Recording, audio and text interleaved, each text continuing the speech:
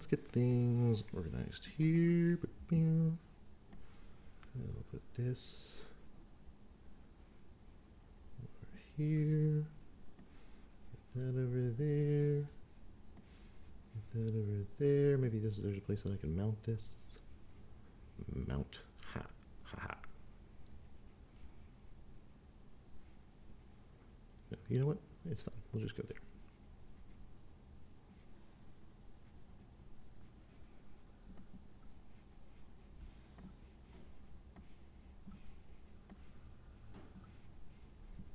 All right. And we're set, I think. All right. So, probably nobody's watching this yet, but my name is Brian Palmer. I write books as B.C. Palmer, Simon Strange, and I've co-written a lot of books as Brian C. Palmer. So this is going to be the first book that I've written under my own power, under my own pen name, in the Brian C. Palmer catalog. The rest of the books that were in this catalog were co-written with an author, and they were all contemporary. So I am, there's a reality there where maybe some of the audience doesn't necessarily cross over between those two things. But all of my Simon Strange stuff is it's also all contemporary, and I think I kind of want to keep it that way. Plus, I do a lot of short stories, a lot of short steamy stories and things like that. And then B.C. Palmer is really going to be, in general, has been focused on a different kind of fantasy. And I think when I pick up other titles in that series, probably they're not going to be like romance oriented, right? So like Saint of Dead Gods is the only book that I've really written on that pen name on my own so far. And then I've co-written some stuff with a good friend of mine, and those got a little bit steamy, but a lot of those have been pulled. I think maybe she has republished them under her own account. We had a joint publisher for a little while, and when it turned out that we were both too ADHD to run a publishing label, we shut it down. We took all our rights back for our respective books and that sort of thing. So Saint of Dead Gods is not currently published, but I think I am going to republish it soon. A little bit of background here. What you're seeing in front of you is Scribi Writer Studio. Trying not to forget to drink water. And I have spent about the last 9 years developing this application. I used to work in Scrivener, and then there were things about it that were sort of limiting, and I would lose notes, and I was terrible at staying organized with it. So I ultimately decided that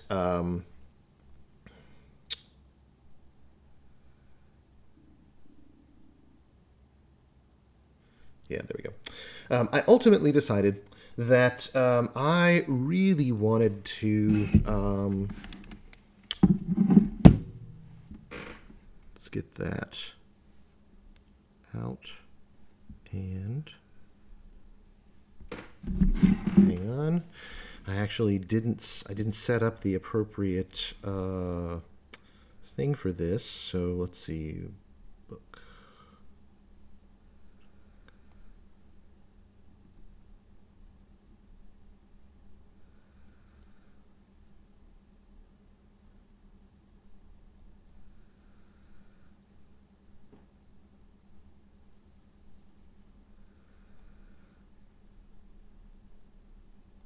Again, I don't think anybody's actually watching this yet, so it's probably fine. Here we go.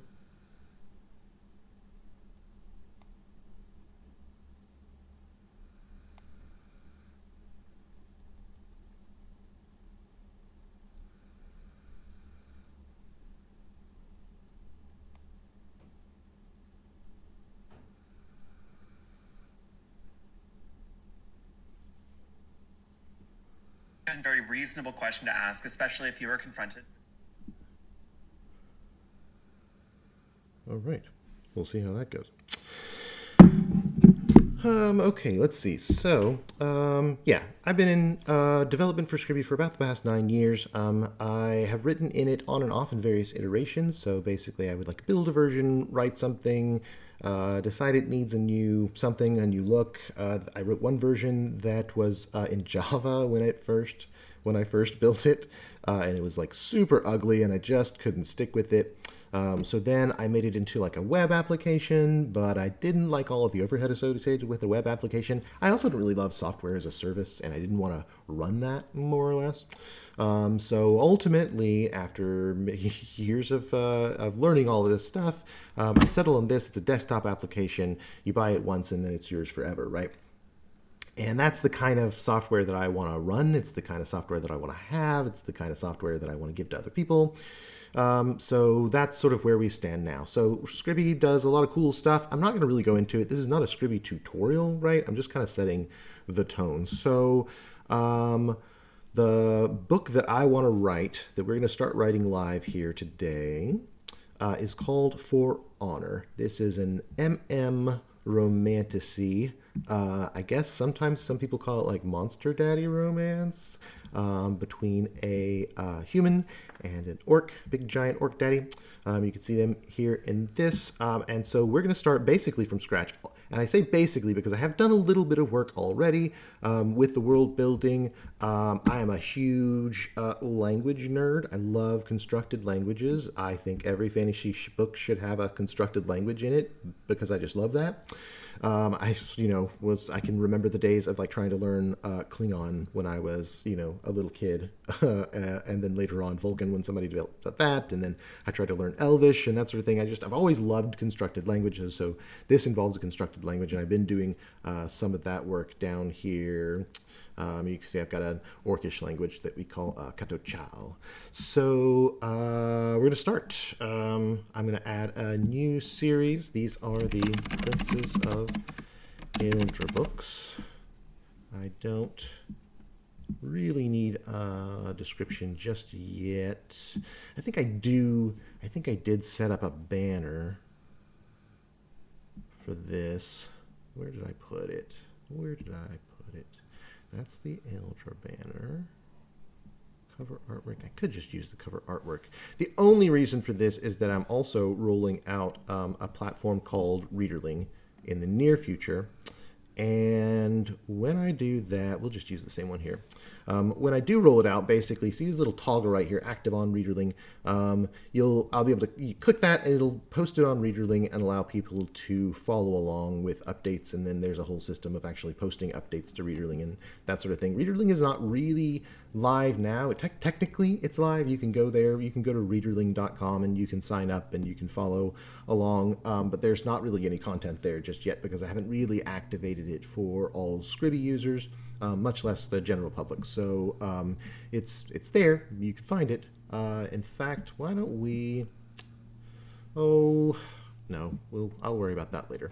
I'll worry about that. Try and stay on task. This has been my problem for the last several years, is that I start getting into development and then all I really want to do is work on Scribi, but that can't last basically. And let's see. I have this beautiful cover for Honor. Here we go. I will show that in a light box later. It's gorgeous. And I'm gonna skip the description right now because I'll probably end up altering that over time. We are gonna start this today, and we're gonna give a finish date. Oh, let's see. I might have to move this, but let's see. We're August, October. I probably need to give Mickey at least a couple of weeks with it. Let's shoot for, let's see, we're kind of September, October. That's 2 months. I could probably do it in 2 months. I may adjust this, but I'm going to say that I want to try and release this at the end of October. And if in my brain I'm thinking maybe 100,000 words, then I'm going to set it for 140,000 words, because the last time that I tried to write a 40,000 word or 100,000 word novel, it ended up being about 144,000 words. I have a hard time writing short. And then when it comes to it, I think I could probably, we're going to do 4 hour We're going to do 4-hour sessions. I might have to adjust that as well, but I'm gonna hang on to that for now. Okay, so we're gonna create that book. Here we go. You can see I've got some other stuff that's sort of in progress, sort of, but those aren't really that. Cedros is my D&D campaign. Saint of Dead Gods has not been republished yet. Saint of Lost Hunters, that might become the other project that I work on live. Stray is one of my Simon Strange books, and I can't do that one live. It would get me.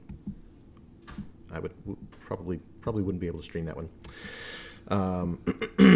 So I don't know if you can see this or not up close. It's kind of, but For Honor. So this is the cover for For Honor. And again, Amalia Chilescu, like, she's just fucking amazing. I did the DAZ models here, so I did these in DAZ 3D Studio. It's a great little program. I wanted everything to kind of like look just right.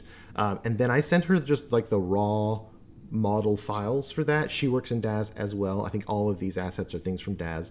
And then also she does a lot of like overpainting of that stuff. And she just did like a phenomenal job. It's such a gorgeous cover. I've loved it for years. I actually had it printed and framed so that I could put it on my wall, ostensibly to remind me that I need to actually, write the book. But I just I don't know, I just never got around to it, and I had so many other things going on, and I had a couple of different ideas for what the book was going to be, but then those ideas changed, and I honestly at this point don't even really remember what the last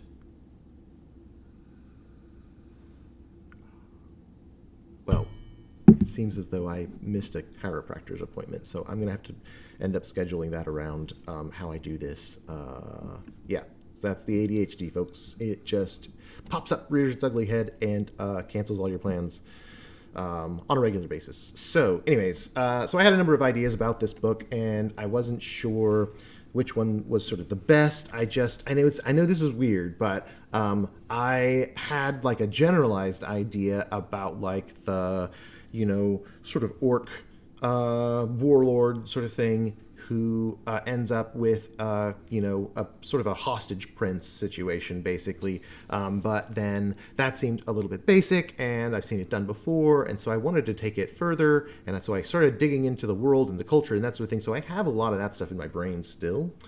But I never actually really started the book. I think I wrote a couple of chapters, I don't know, in the ancient of days, in the long, long ago, years and years and years ago. But at the end of the day, I couldn't settle on the idea that I really wanted to, so I sort of shelved it for a while. And then, got pulled back into Scribi development, and now, basically, oh, you know what? It's not actually.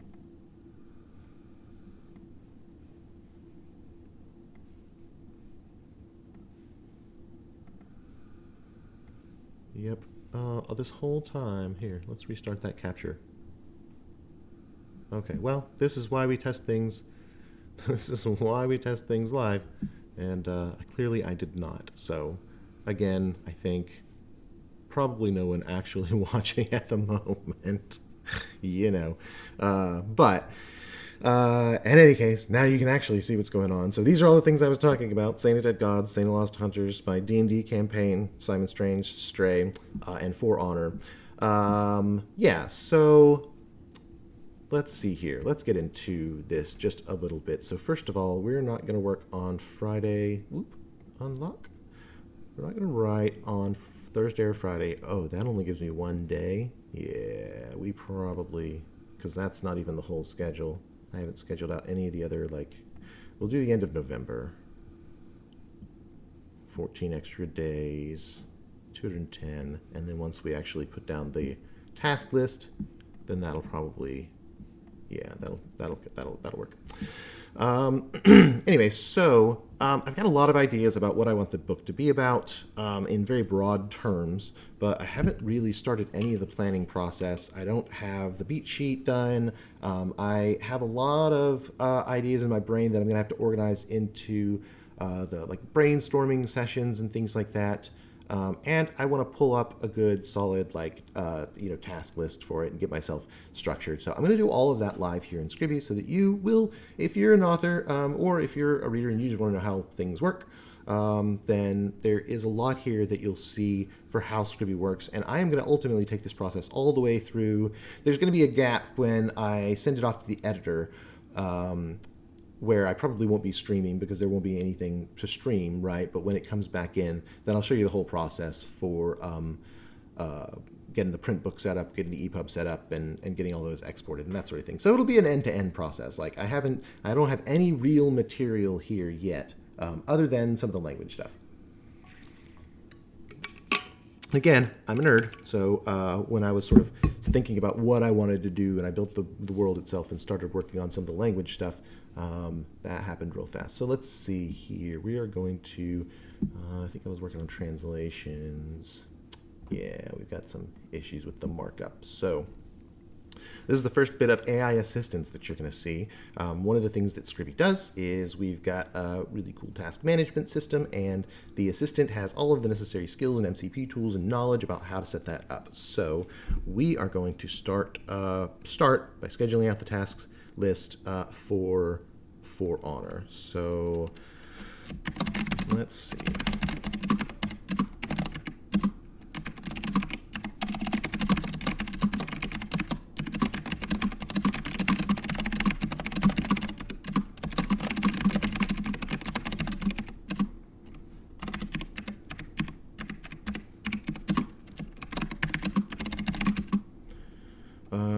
We're definitely going to brainstorm.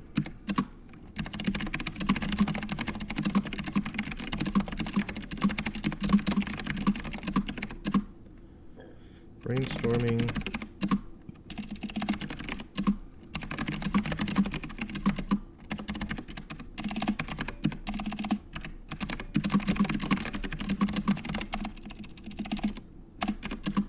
We don't need to spell check my message to the assistant. I'm sure the assistant can probably figure it out. But let's see. So I'm thinking brainstorming. There'll be kind of a lot of world building and stuff to do. So if that's today and tomorrow, and then the next Monday, Tuesday, Wednesday, we'll give it 5 days. And then we'll do the beat sheet over the next, well, first let's pull in a beat sheet. Let's see here. Oh. So Scribi is in active development, which means occasionally you're going to see stuff that I should probably have cleaned up. Import the Palmer method. Yep. Yeah, we're going to use the Palmer method. So the Palmer method is my own Frankenstein beat sheet out of a bunch of different things, a bunch of different sort of beat sheets, basically. I'll walk through it. I'll talk a little bit about the process when we get there. The beat sheet's going to be like a week off. I almost always start with brainstorming a lot first before I start doing any of that stuff. But let's see. So I'm thinking about 5 days to, including today, and then.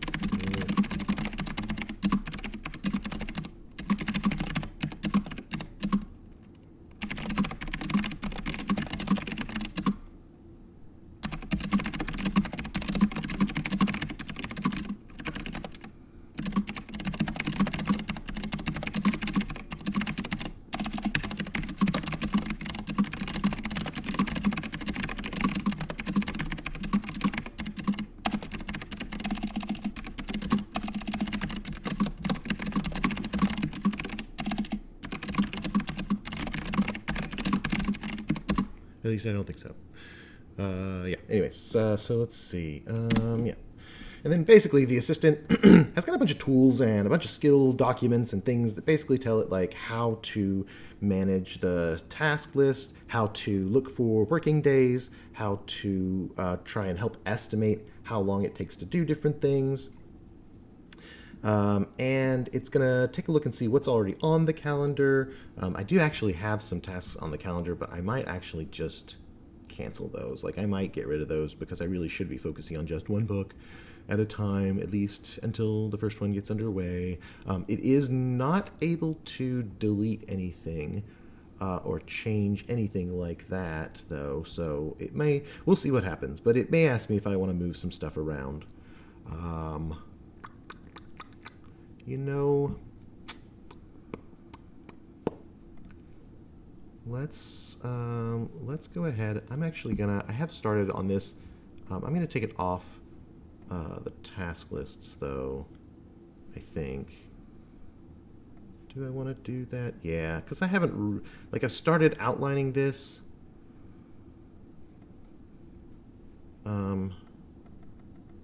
But I need to really focus on one book at a time, at least until a book gets underway.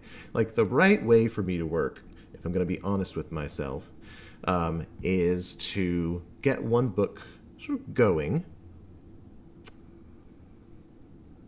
Yeah, that was the only one. That's the only one I had tasks for. And if you're a Simon Strange fan and you showed it because of that, don't be discouraged. But basically what needs to happen for me, I think, is that I really need to be able to get one book, at least to the point where I'm writing it before I start planning another book. And I've made this mistake often, where I start planning multiple books at the same time, and they almost always collide in some bad way, and then nothing actually gets done.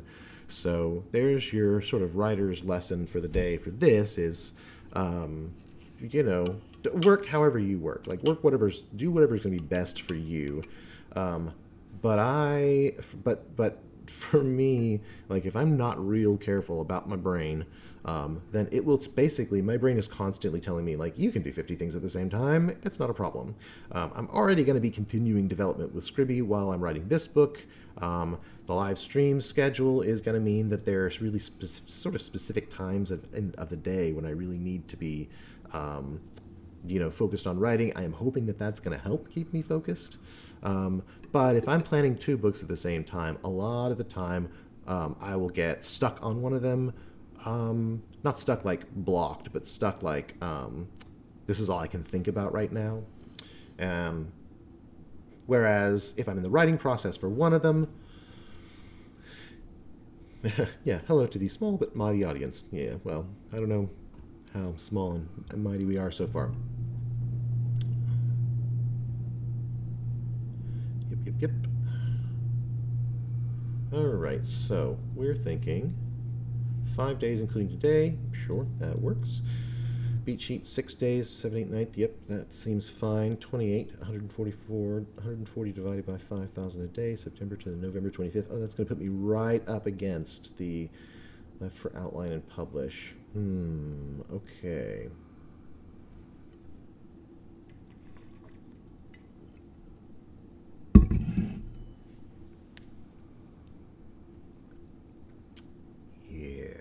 So we're going to need more time than that. So this is one of the reasons that I built the assistant like I did. Basically what it's telling me here, I don't know how big the text is on this, I don't know if you can see it or not, but it leaves only about 3 working days combined between brainstorming, beat sheeting, and the actual writing. That only leaves me like 3 days to work on the outline, and I know that that's not going to be enough for me. I'm going to need more than that. So yeah, let's see. Okay, so I had said I might need to move this, and I think I do. We could make this, let's see, I'm going to need at least I'm going to need at least a week worth of days for the outline. And I've got 24, 25. Okay, so that puts me there. So I'll want 31, 2, and then probably that. And then I'll need, really, Mickey is going to be able to do the editing over all of these days, right? Not all of them. So let's say, let's do a Christmas release. Why not? Yeah, we'll do a Christmas release. that should be plenty of time. That should be plenty of time. I always say that like my target is going to be 5,000 words a day, and that's because I write really fast, especially at one of the great things about Scribi for me at least has been that it puts all the planning like over here in all these little sidebars, right? And that has meant for me is that when it comes time to actually write, like I don't have to spend a lot of time digging around. That has been really, really important for me because I do go back and I dig through my notes and that sort of thing. And one of the main reasons that I built this was just that I needed the organization. I just needed to be able to like make a note somewhere and then be able to find that without digging for it at all. So yeah, okay. So I'm gonna say.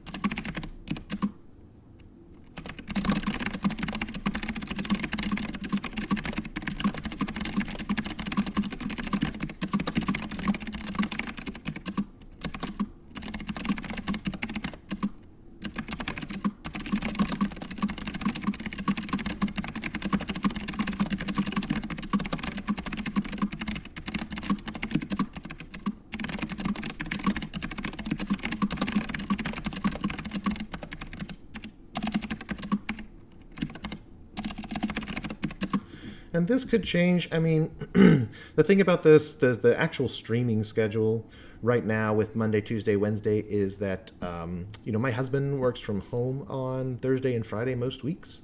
And we live in a studio apartment, or no, I say apartment. We live in a studio above my mother-in-law's garage. We bought her house and then built this ADU for us so she could age in place. And it does mean that with his work, he's usually reliably at the office Monday through Wednesday, but then Thursday and Friday he's home, and it's really hard to do the live stream thing when he's here. Maybe if I were to set up the right kind of noise canceling whatever for the microphone or something like that, it would be fine. But there's always the chance that some of his meetings bleed over, and we don't want that. So it is a 3-day-a-week thing, which is not necessarily a bad thing. On Thursday and Friday, I do have the other book that you saw, Stray, for Simon Strange. That one cannot be live streamed. Well, I don't know. There probably at least one platform I could stream to. But this should make it so that maybe Thursday and Friday, that becomes that situation. So if you are a Simon Strange fan, I don't know. I may set up something for that. I don't think it's worth live streaming every single day. There we go. All right. So brainstorming today, 6 days for the beat sheet, 6 days for the outline, 28 days at 5K, and then publishing almost all of December is there available for you. I'll have to email Mickey and find out what their schedule is.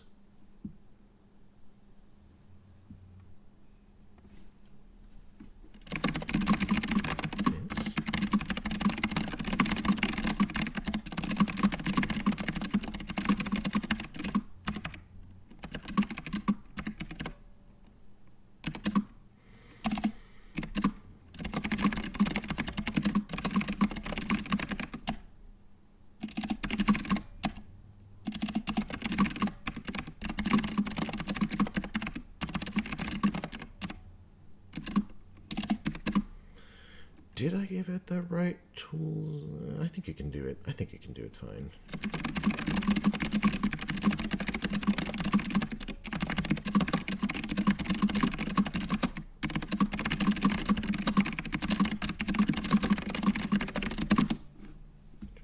Change, chance, whatever.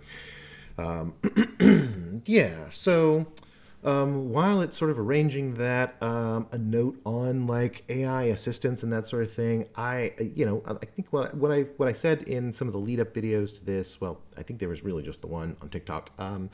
But I'll show you later at some point when we're in the writing process, maybe. But there's a lot of guardrails in Scribi around the AI assistant, hard no red lines and things like that. as well as a lot of redirection. It's some good sort of it's prompt engineering, but it is good engineering, so that Scribi won't write content directly to a manuscript. And you know, I yeah, we got it. You got it. Okay. Chapters are one block.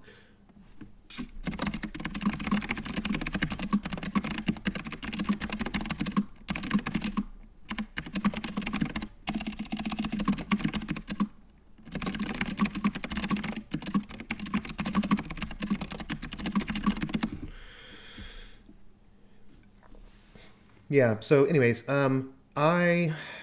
I have a hard time standing in judgment of people who are out there generating books with AI because I think the main driver is money, and you know we live in that kind of world where it's really important and it's really hard to make that kind of income. So everybody's got to do what they have to survive, and I get that. But to me, like I don't know, there is it's not the same for everyone. Every writer is different, and that is the first thing to kind of acknowledge, right? But for me, writing is a joy. Like storytelling is a joy that it gives me life, and it's the thing that I wanted to do since I was a little kid. And while I love the idea of having an assistant on hand who can help me,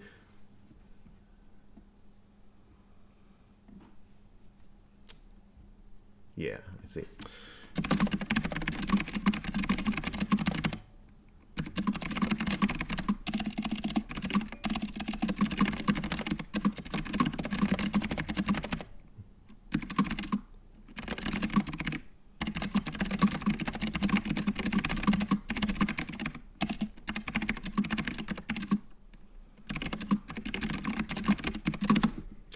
There we go. Yeah, I love the idea of having an assistant on hand who can do really cool things, like let me, as we work, you'll see where there will be points at which I ask the assistant to do things like read through a chapter and update the story Bible, right? Or where when we start getting into the story-based system and I need to start figuring out like what are all the different story element types and what are their attributes and things like that, I may ask the assistant to help me build that stuff out because while it can be done manually, it's a little bit faster and it's a little bit easier to have it actually like run the forms and that sort of thing. So there's lots of different ways where I think that AI can help us write faster and write more consistently and keep us on schedule. I am in the process of developing a mobile app that's a sort of a companion to Scribi Writer Studio. And basically, I need... This is helpful for me to get on live stream and know that I have to do this like 4 hours a day. It's super helpful. However... I have to still remember to do that three days a week, and that can be taxing. So part of what the mobile app will do is do things like allow the assistant to check in on me at the beginning of the day and let me know like, hey, here's what you accomplished yesterday.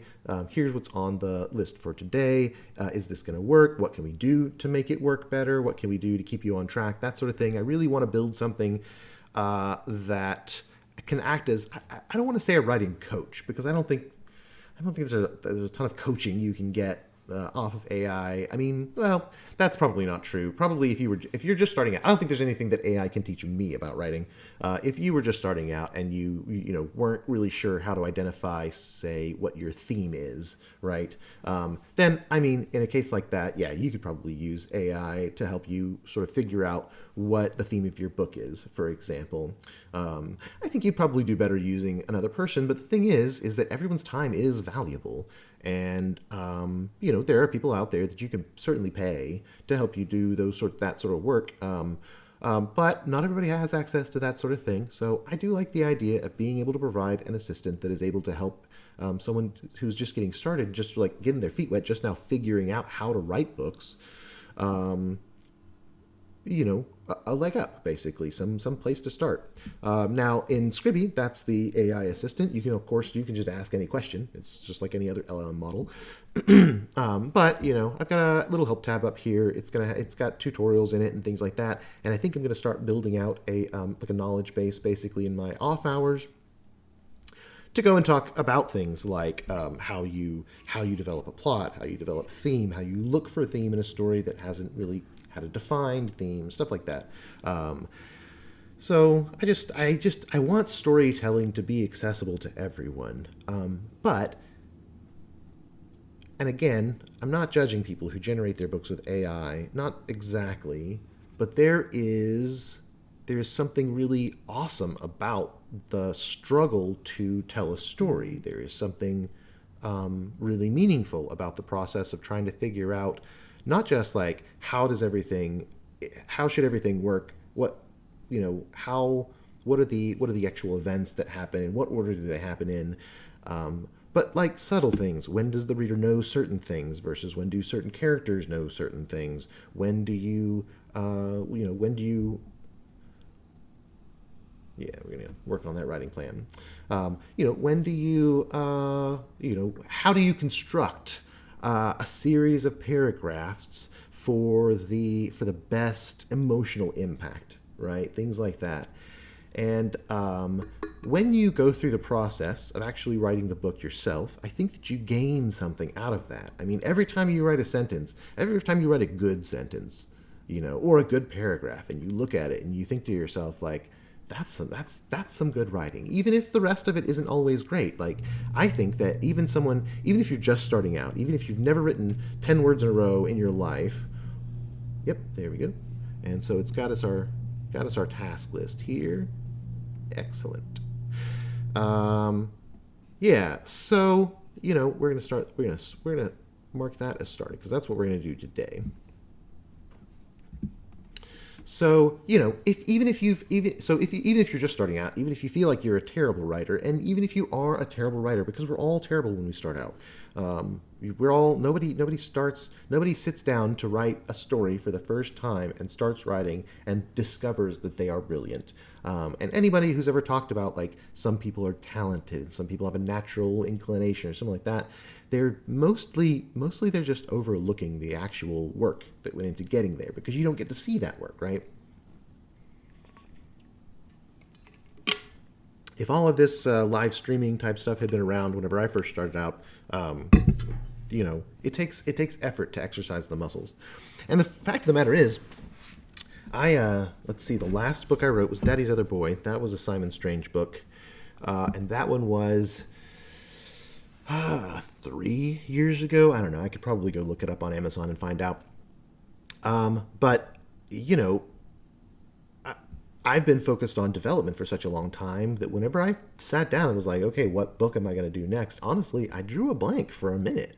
And that didn't used to happen to me. And it's because I'm out of practice, So, yeah. Let's start the brainstorming. So this is the brainstorming module. The module that I kind of skipped over here, right here, the world building module. There is some stuff already in here. I've already developed like some deities and things like that. Gods of the old world. There's some mythology around the story, and then Orakani or Keto Chow is something that I've already started to be sort of, I've already started work on that and that sort of thing. Here we go, Keto Chow. So you can see that I've already started to build out some words. I've built up our phonemes, morphology, phrases. There's a staggering number of world building tools involved in Scribi because, again, I'm a world building nerd. And on the one hand, I was hesitant to load it up with so much stuff that you just never get around to writing. But on the other hand, I don't know, I just needed everything. There's some cool stuff in here. The tables, for example, the tables are all about, I think, did I already set up the timeline? I did. I set up the timeline as well with the weeks. This was, I don't remember when I started this. I think I started this about a month ago. And then I, realized there was other stuff that I had to do before I could actually start, writing. I've got some beta users out there. So they're periodically sending me updates and bugs and things that they want. Yeah, anyways, so if you haven't noticed yet, I'm ADHD. My brain is all over the place all the time. I think we've already got some good brainstorms. I don't want to do that. History of the world is probably a good one. Yeah, let's do history of the world. Myth, ruins, yeah. So part of how Scribi works is that the brainstorming system gives you brainstorming groups. So like this is a group, right? So these are the three main brainstorm. They are the brainstorm series, you would call them, right? And then History of the World is a brainstorming group. Now this is a brainstorming set that I built out already a while back when I was sort of starting to fill out the Scribi library. And it's really geared towards fantasy world building, but basically it packages everything, and then you can export this as a template to reuse, or when you if you're going to pick up Scribi, there is a library of templates over here. I'll just pop in so you can see. There's a library of templates here that are all about all sorts of stuff. This is all the stuff that's in the cloud. So things that you can just like download and pop in. I've got beat sheets like out the wazoo. Every beat sheet that you've ever heard of is in here to some degree. I have been careful not to reproduce anyone's text and that sort of thing, but I've worked with just about every beat system that there is, because I'm just a story structure wonk. Yeah, so anyways, world building, we're going to do some of that. I think for the series... I don't know that I need to work. Am I going to do a long... all of these books, I think all of these books are going to be standalone books. Or do I want to do like a series? I think we're going to start...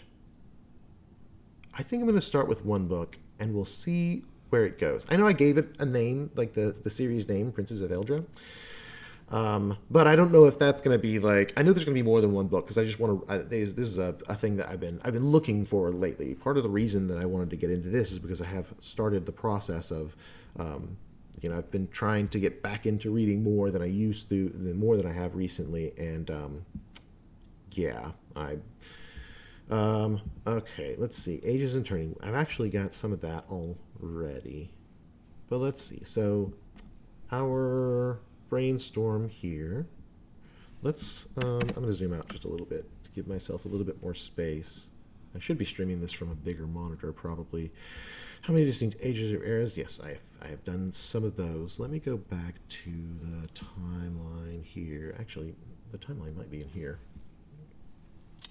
No, I did not include the timeline there yet. So, again, it's in process. I'm currently developing... Yeah, we haven't done that yet either. All right, that's fine, that's fine. So I know that I've got Age of the First World, Starfall, Age of Light, Imperial Age, Age of Bleakness, and Age of the Risen King. So what I'm going to do is... Oh, right. Let's tag that. Time and history. Boop. All right. And what I did there is tagged one of the brainstorms, and then all the tags, they show up here in a cloud, and you can narrow them down by one specific tag or anything that has both tags, right? So with this one, I just wanted to be able to see these things at the same time so that I could note down what we're talking about here. So we've got the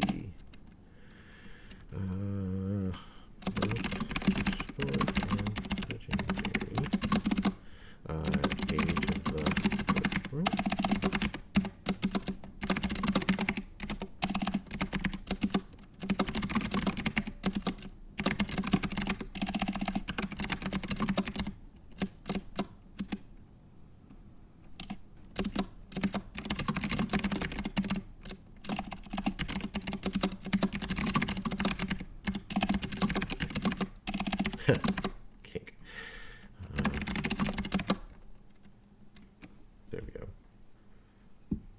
And then we've got those in the timeline. So let's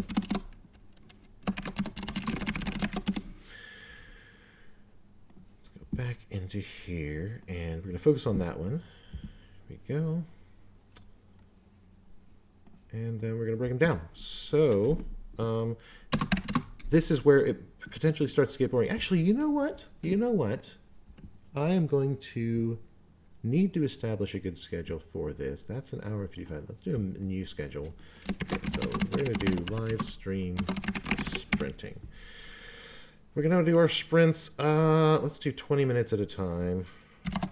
And our total sprints get us close to 4 hours. 4 hours and 9 minutes.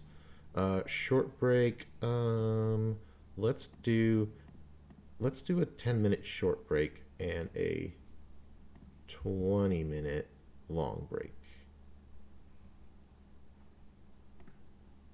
8. Yeah. I think so. It'll be about 4 hours and 8 minutes. I'm going to save that. Now it's a little bit late for that because it's already 10:49, so I'm already about 49 minutes into this, but that's all right. So we're going to start that. But basically how this will work is that it's going to run me a sprint, 20 minutes at a time, well, 21 minutes it looks like, and pretty much, so as this thing, if this thing grows, there may be, chat messages, things like that. You're welcome to send me a message. Also, you know what? Let's do something else kind of cool here. Name. So the deal is, Venus. So I'm going to set up a room. In the event that you see this, I'll put the room code in the bottom of the stream here. But in the event that you are watching this and you get interested and you want to pick up Scribi as an author, as a reader, I don't recommend it. It's not a software. My goal is not to sell this software to just everybody, right? Scribi is great for catalog management. It's really good if you are an indie author and you have a lot of books to manage and you've got multiple pen names and that sort of thing. But as a reader, like, it's not super useful for you, right? There's nothing, you're not going to get anything out of this unless you want to start, potentially go from reader to writer and start, writing your own books and that sort of thing. But one thing that you can do is you can set up a public room where people can show up and chat and that sort of thing. And I'm going to go ahead and set that up here so that if you are a writer, or if you're a reader who's thinking you want to turn writer or anything like that, you just have an interest, then should you go to plotfoundry.com and pick up Scribi, you can use the room code that this will show here in a second to join this room, and then you can just chat with me live. I won't be constantly answering messages. I'm supposed to be on a work sprint right now, but the idea basically is just that between sprints, the reason that I made a 10 and a 20-minute break is that's when I'll kind of like try and focus on writing during the work sprint, and focus on actually doing things, and maybe comment on what I'm doing and why, and that sort of thing here and there. But then in between, I'll talk a little bit about like the process, what I'm thinking. If I made a weird choice, maybe I'll talk about that. Who knows what it is. This is going to be a chaotic sort of live stream. But let's see. Your knife, will in public, act like it. 3. Actually, no. That's just 2. That's fine. Two things. So we're going to create that room. Live sprint.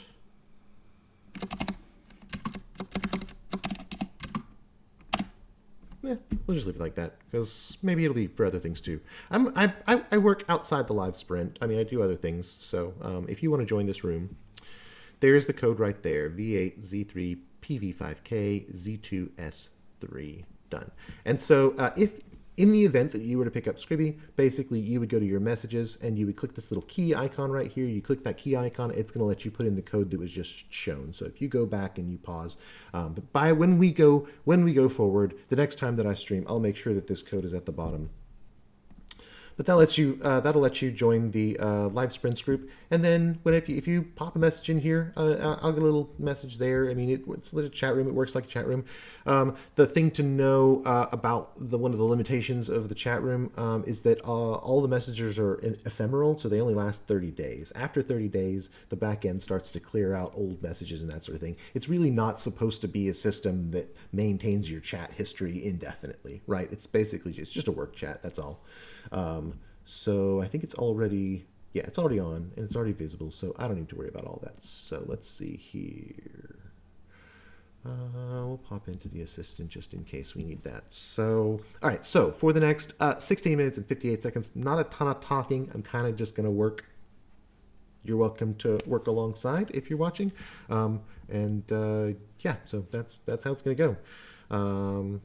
Let's see. Age of the First World. So.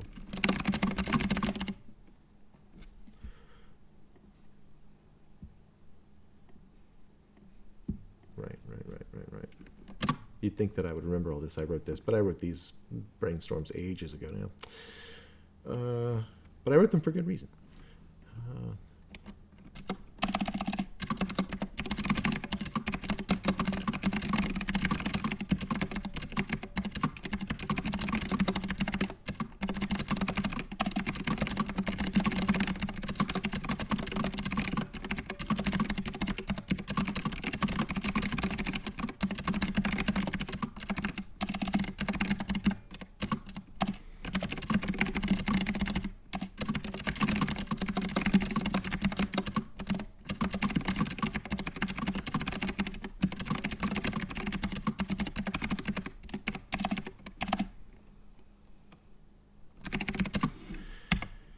One thing that you'll notice is that I do a lot of editing as I go in places where I really don't need to. Like, I don't need to spell check this, brainstorming stuff, but I don't know. I find myself doing it sometimes anyways.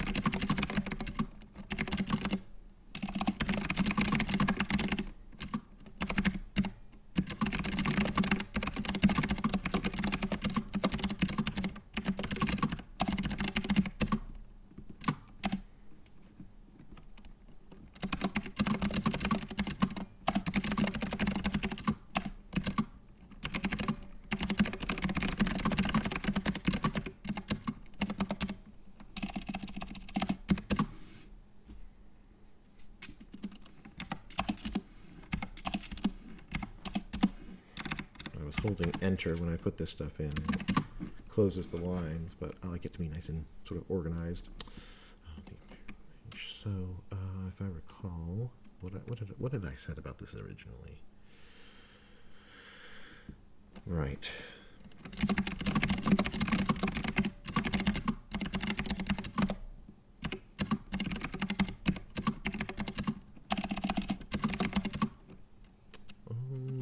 Let's give it a name.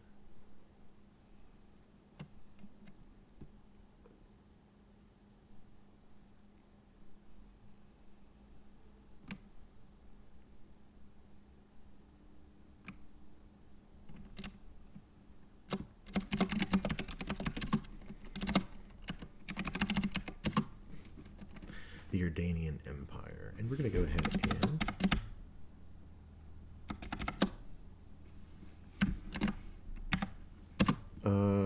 what I did there is I highlighted that and hit on Mac Command E, and what that did is created us a new quick element.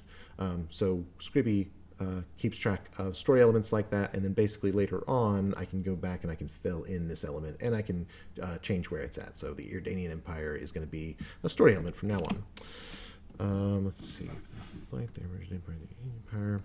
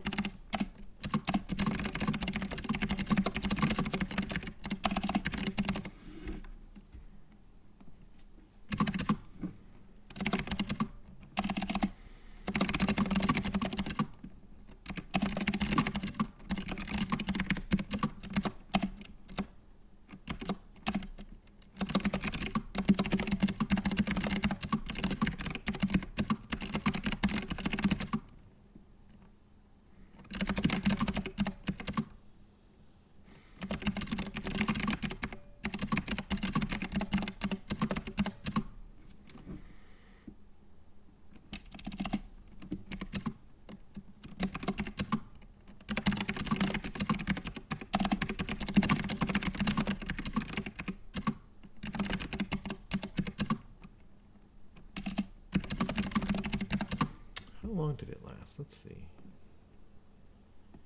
I gave this a length of time. About 600 years, yeah.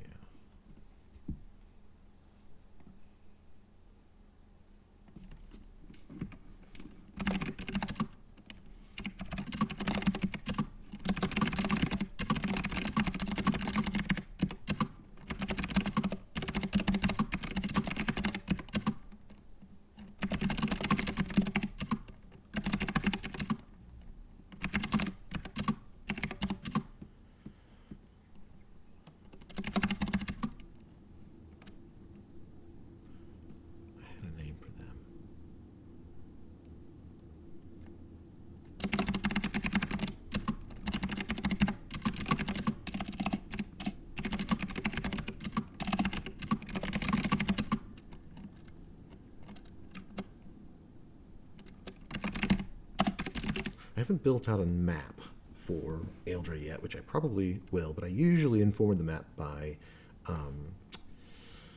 like the world building. So do a lot of the world building first and then go back through it and figure out the map. And so I probably won't live stream making the map or anything like that, but I use the same tools to make world maps for stories that I do when I write like D&D campaigns and homebrewed worlds and stuff like that. So that'll probably come later. There's a story-based module for handling maps and all that kind of stuff. So let's see, free version doesn't have the content, but I know that the free territories, some of the bits and pieces that I've still got in my brain from other versions of this book when I was first sort of planning out.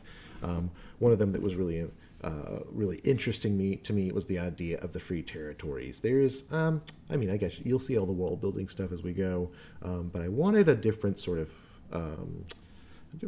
a different way to sort of organize cultures and things like that than I have seen done in a lot of books, and I loved the idea that a lot of the, I don't want to call them monsters because that's not really right, but like my orcs, the Orcani, and my centaurs and minotaurs and all those other kind of like, sexy monster daddies, that they all live in an area called the Free Territories, where they have basically pushed back against the idea of Imperium and kings and governments, outside governments. So they've taken a part of the main continent where these books will largely take place, and sort of pushed back against the idea of colonialism just in general. Like we will not be colonized sort of attitude, and I love that, and I love being able to balance out like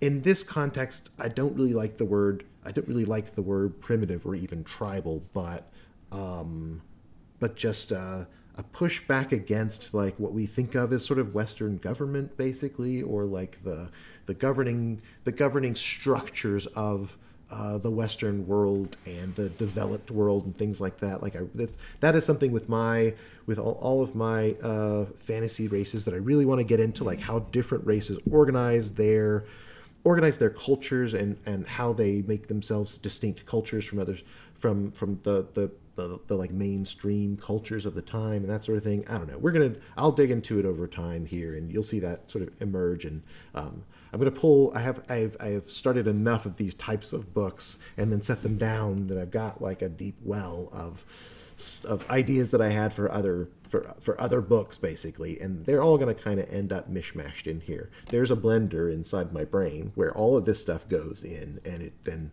when it comes time to write, I kind of push the blend button and they all just kind of come out. So we'll see how it goes.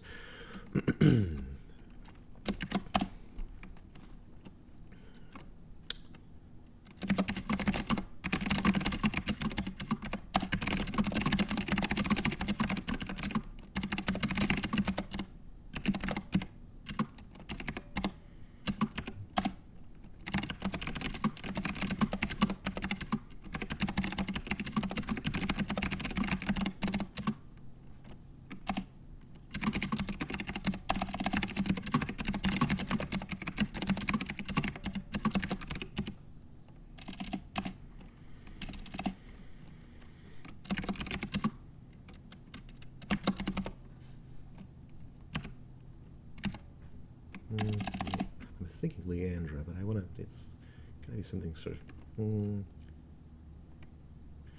Here's what I love about fantasy books is the wild fantasy names. I am not nowhere above putting both an apostrophe and a hyphen in a fantasy character's name.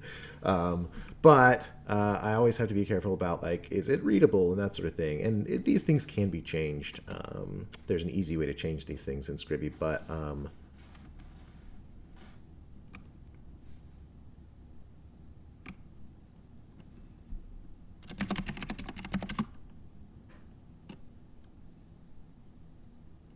Althira.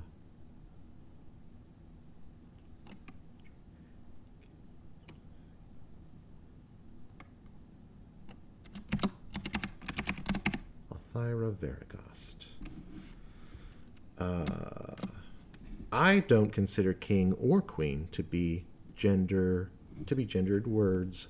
Yep, King Althira Varigast.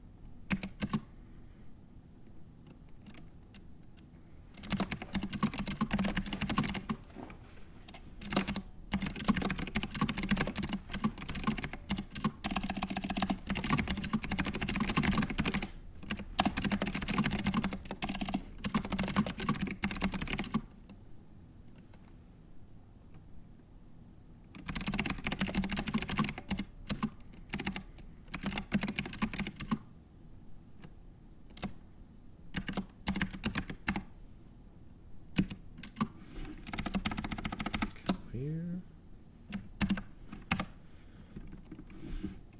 Well, yeah, I'll make it all.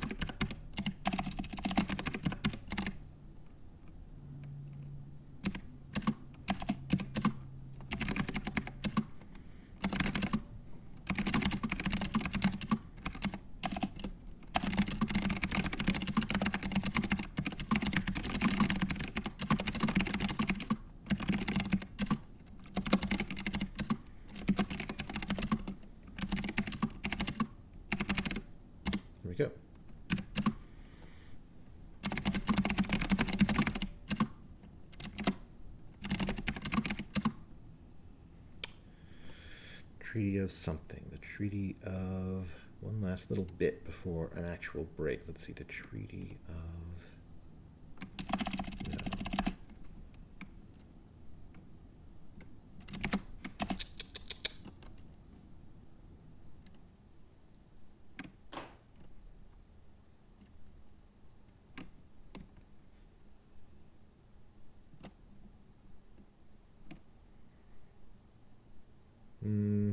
Yeah, I don't know. We'll figure it out. Yeah, so some good world building there.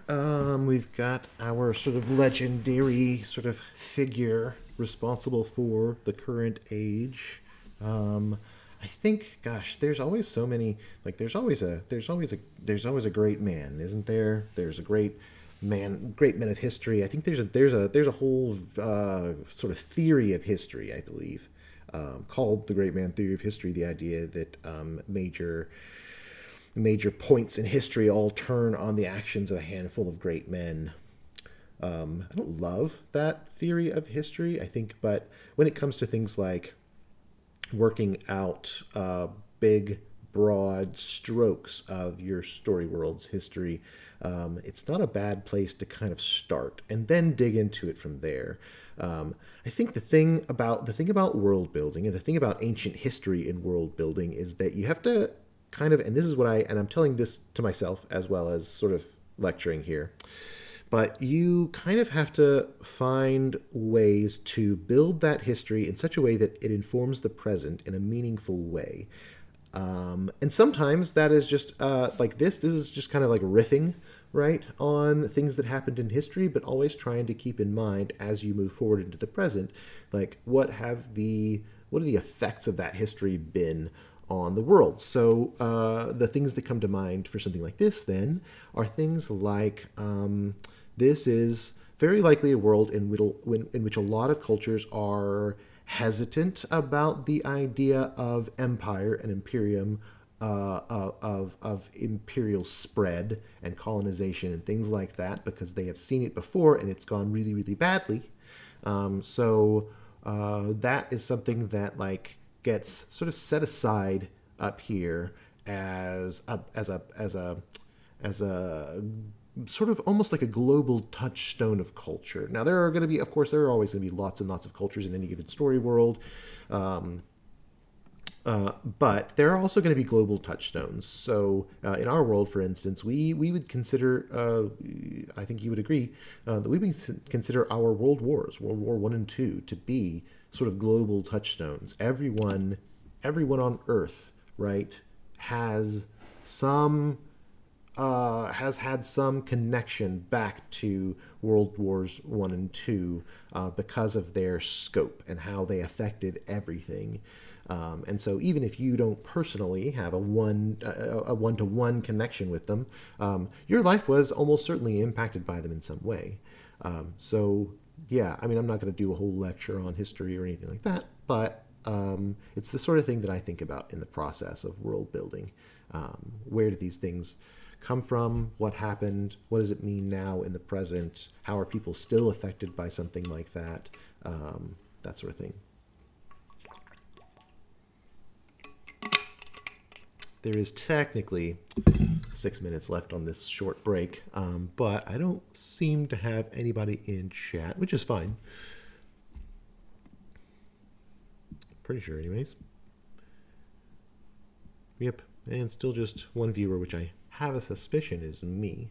But that's fine. These streams, they will be saved on some channels. At least they'll be saved on YouTube for one thing for sure. Let's see. Before Elvira left the throne, she established the...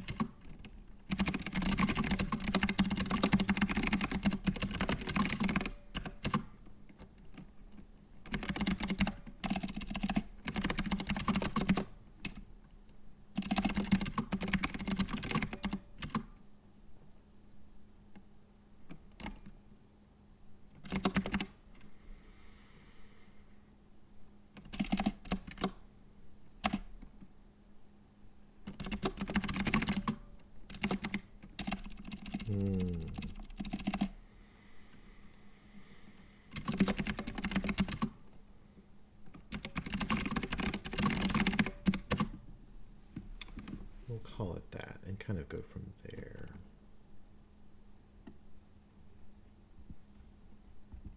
Yeah. So the way that this is laid out, basically, when you've finished one particular part of your brainstorming, when you finish a prompt, you can do a couple of things. One thing you can do is dig deeper. That's not something that I necessarily want to do here just yet, because this is already kind of an extensive brainstorm. But later on, when we get into developing like the magic system and things like that, it's super useful.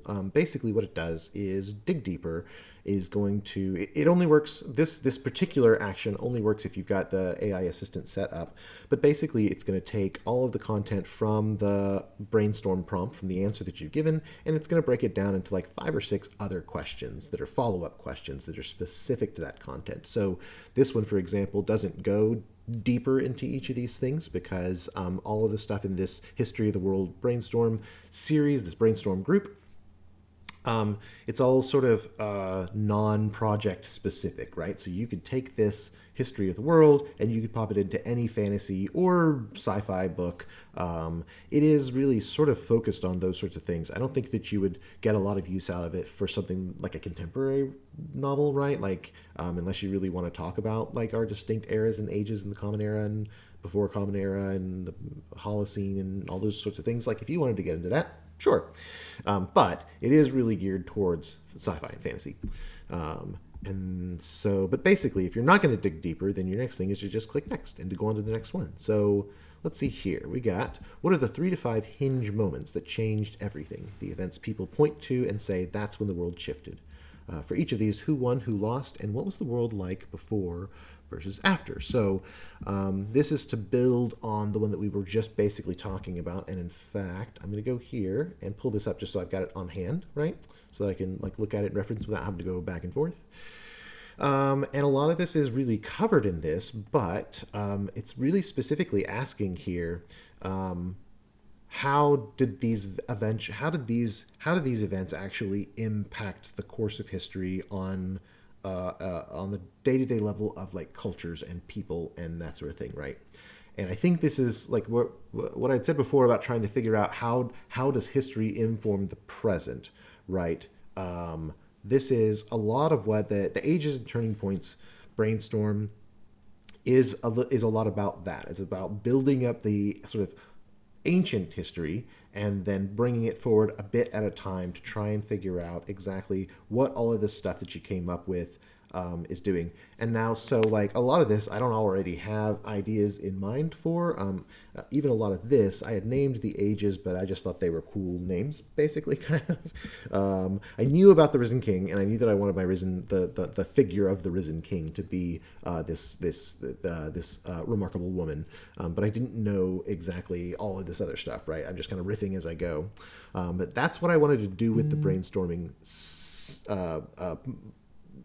module in Scribi, is basically try and build something so that you can step through it a step at a time and kind of riff as you go, and then also be able to like look back on the stuff that you've already brainstormed so that you're world building a bit at a time. I don't know about you, but for me, it is much easier to answer questions if I know what the questions are, and sometimes I know the questions that I need to ask. Like when it comes to like story structure, for example, that's something that I'm sort of deeply versed in. I know what question to ask about what should happen next.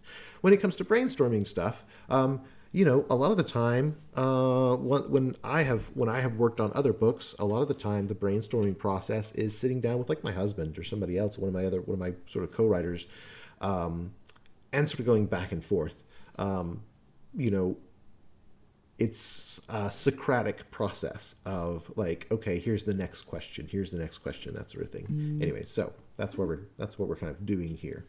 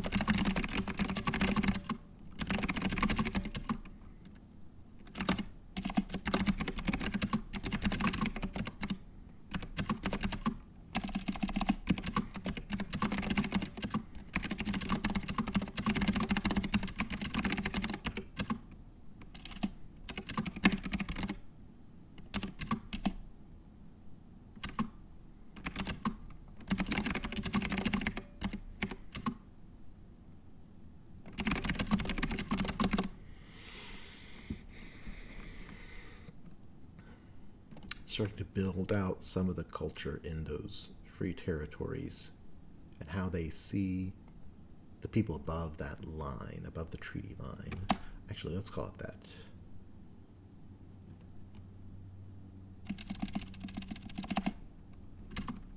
That's the...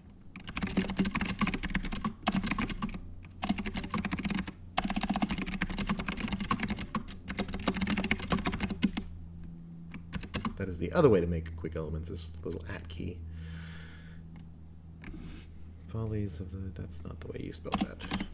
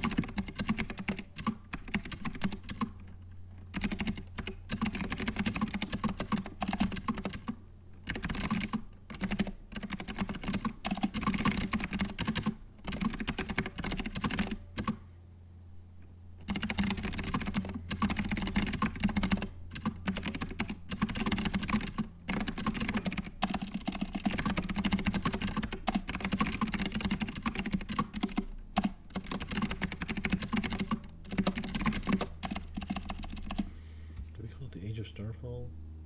The Starfall.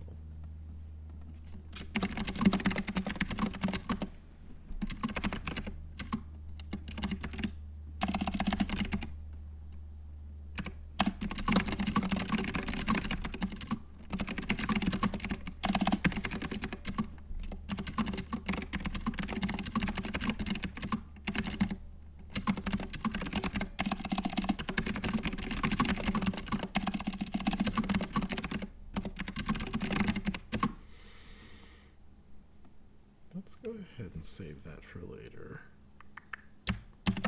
I think that's going to figure into our magic system.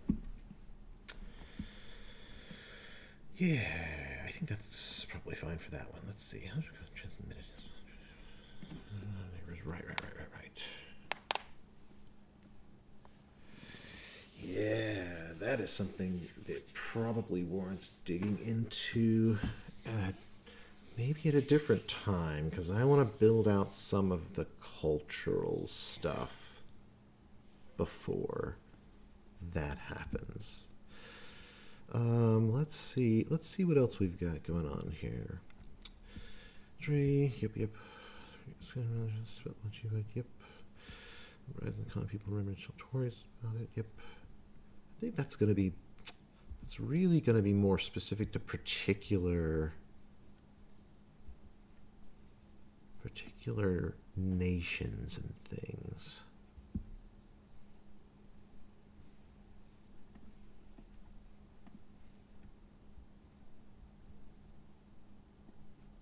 Yeah.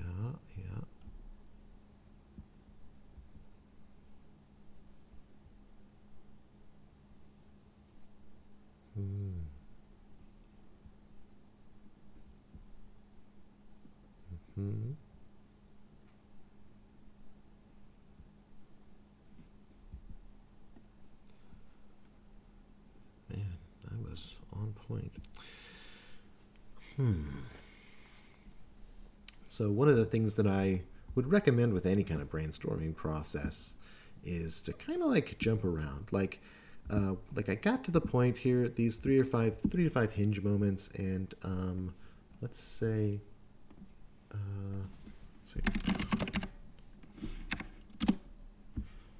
time in history, put that in there. Yeah, so I mean, it may be different for you. It may be different for everybody. I'm sure it's different for everybody. But in my brainstorming process, this is the point. There are times when I attempt to sort of rein in the ADHD, and then there are times when I sort of set it free. And the brainstorming process is one point where I tend to set things free and just let my brain go wherever it wants to. So like getting into like myths, ruins, and lost knowledge, as I've sort of built up some of the early like history stuff, that some of this has already kind of started to emerge a little bit, and I kind of want to dig into that a bit. So in the prompt, and you should be able to read it, but if not, what is the widely told creation myth of this world? Is it metaphor, literal truth, or something in between? Do different cultures tell it differently, and do those differences cause conflict? Do I want to dig into this here? Because I think now that we've got some world history built up, like ancient history, leading into the current time, I feel like I kind of want to get into working out some of these specific current nations and things. So we've got the free territories, we've got Kelvir. I'm going to jump around a little bit. Let's see. Locations. Let's add a new subtype for locations. Do I want to say nation? Yeah, we'll call them nations. A nation. And we'll give it, do I have a flag? Yeah. White is fine. I don't necessarily want to mess around with colors. Well, I don't know. It might be easier to see it. Let's do that. Yeah, that's fine.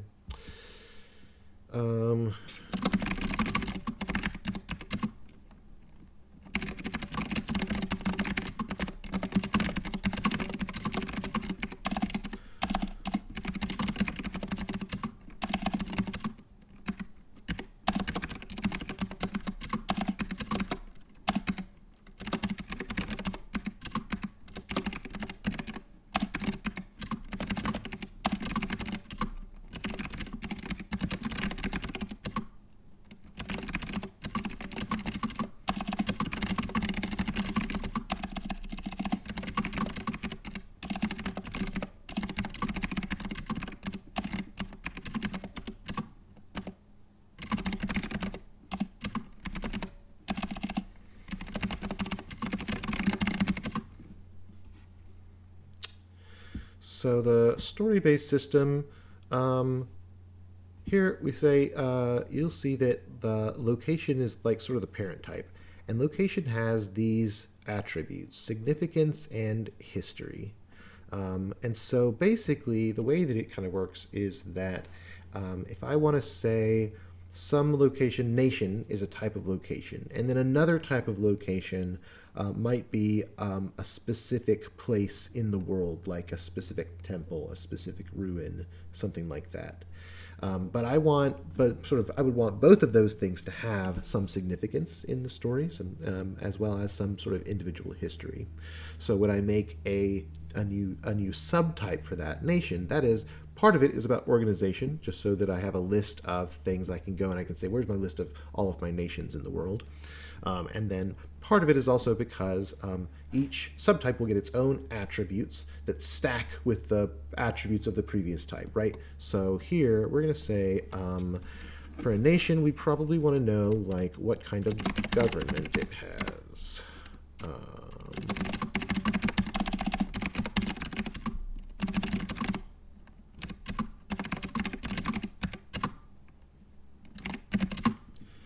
And then for a nation, I will probably want to know the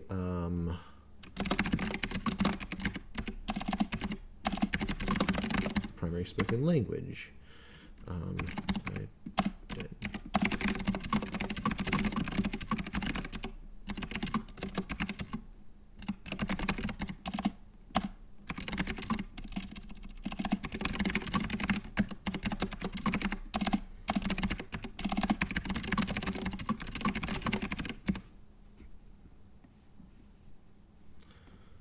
What else would we want to know? We want to know about the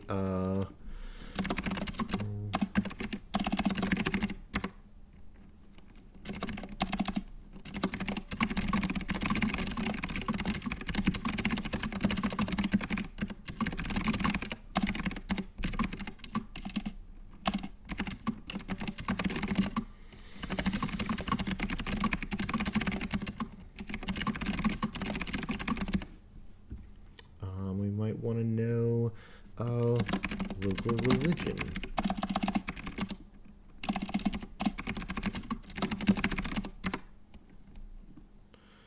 The only reason to give these descriptions really is both for your own edification, but then also we're technically on a break, I guess.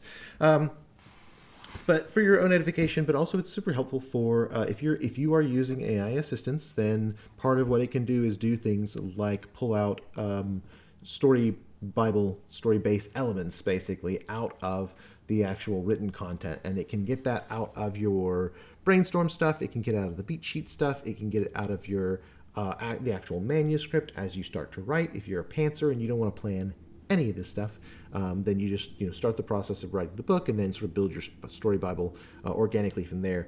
But this kind of like helps tell the assistant like where to put things when it finds them. So if let's say that I wasn't going to define any nations now, but I was going to start writing, and it's everything takes place in Kelvir to start with. We've already established that Kelvir is a place that exists in the world, right? So as we go, I might make a mention of the triarchy of Kelvir, and then that might end up in the government system. I might reference, at some point what the Bane language is, or that it's that there is maybe a trade tongue that's really popular and that most people speak, and something like that would get picked up and put in the primary spoken language and sort of thing. So anything that you want to be able to like intentionally track. The other thing that you can do here is you can just attach notes to a story element so that as you go and you figure out tiny little details that may not fit anywhere else, you just stick those in a note. But it's like, for me at least, it's good to know ahead of time, like if I go through and I decide that I'm going to develop say 10 different nations for this story world, for example, then it would be good for me to have sort of a checklist basically. Because if not, then I will skip over things, and then there's no telling that I won't just like make something up on the spot as I go. But there are days when you're just like really in the mood to do like world building and stuff like that. And for me, it's good to have like a good structure for that. If that's not you, if you don't need structure in your world building, then that's totally fine. And you've got to work however you got to have it work however it's going to work for you, basically. And that is how I have designed Scribi. However it is that you like to work, there is a way to do that with Scribi. All of this stuff here with our various like element types and things like that, you could delete everything, use only quick elements, and then you could organize them into groups. And the groups are arbitrary. So maybe you just want to, make your own group that's, a group of nations. And then whenever you define a new nation, pop it into that group. That's perfectly fine. A lot of it still works. And you can always stick an attribute on an element that is completely unique to that element, right? So however it works for you, there's a way to do that here.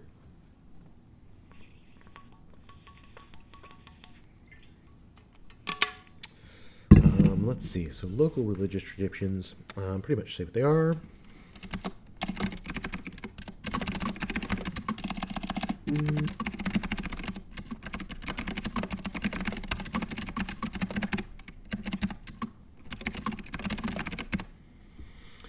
So we want to know religion, culture, language, government. That's probably enough to get me started for now. So we'll create that type. Nations. And then we've made some quick elements so far. So let's see. Kelvir is a nation. We're going to stick that here. King Althira. This is Althira Varagast is a mythological figure. Let's put a new... I'm not going to add any special attributes for this yet, because I might just do them later. But let's say mythological figures. I've got deities and legendary historical figures. Put a sword. And we'll make them orange, just so there's some color variety there.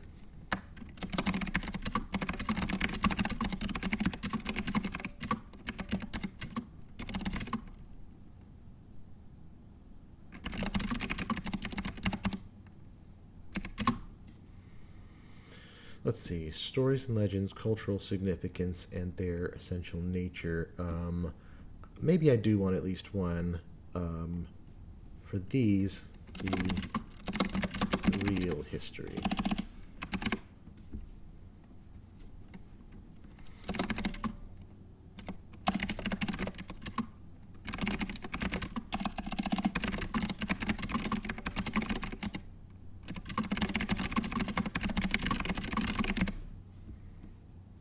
Sure, why not?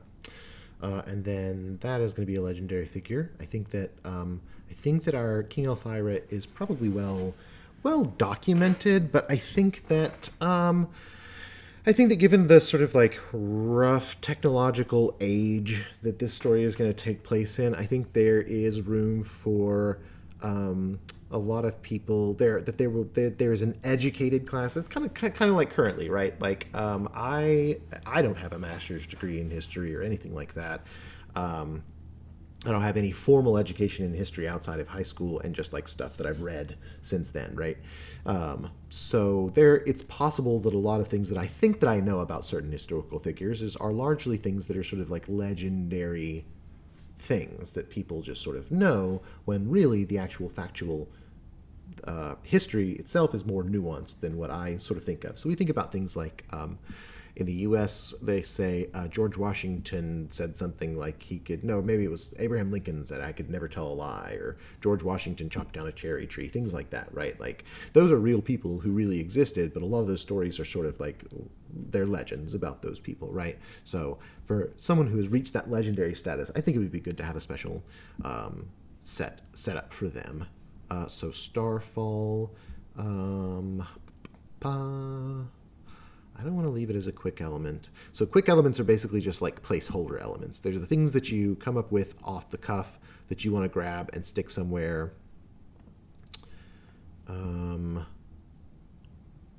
Let's do a new element type.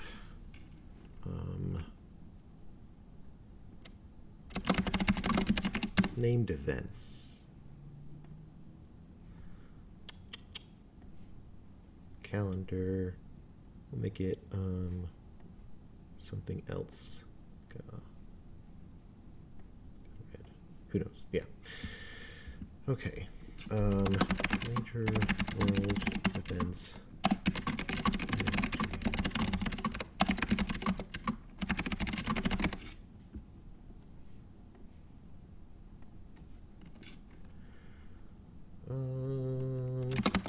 Facts.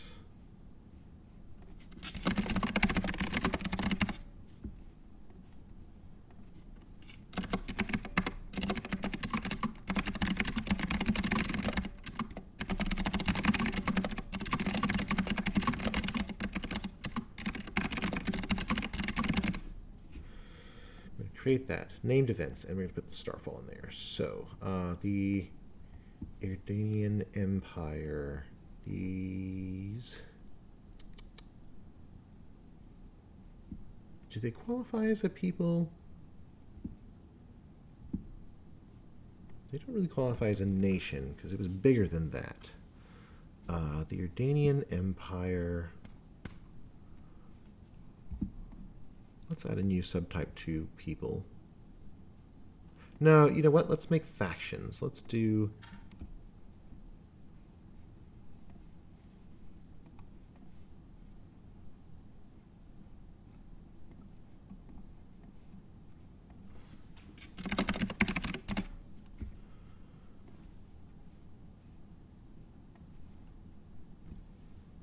Yeah, we'll do factions.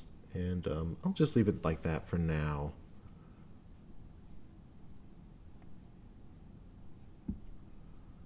Treaty line, that is going to be a location. We're going to put it as a base location, though, because it is an actual place in the world. And you can see as we like spread those around that now it's going to tell us that we've got, you know, one nation, one location, 10 deities, one legendary figure, and that sort of thing. Oh, you know what we could put in here? I don't have to necessarily do it now, but I do have names for my main characters. So we're going to add a main character who we're going to add an alias. I haven't actually come up with I haven't come up with a full name for Jurok yet. DJ Jurok. Main character description. Name. Love interest. For now. And we're not going to do any of this yet. I have the names in mind, and I want to start like periodically as needed, like reference them in some of the brainstorming stuff that'll be coming up. Oren. And I don't know his last name either, so I put there. So for me, I mean, if you pick up Scribi, then I'll just like drop tips and stuff like that here.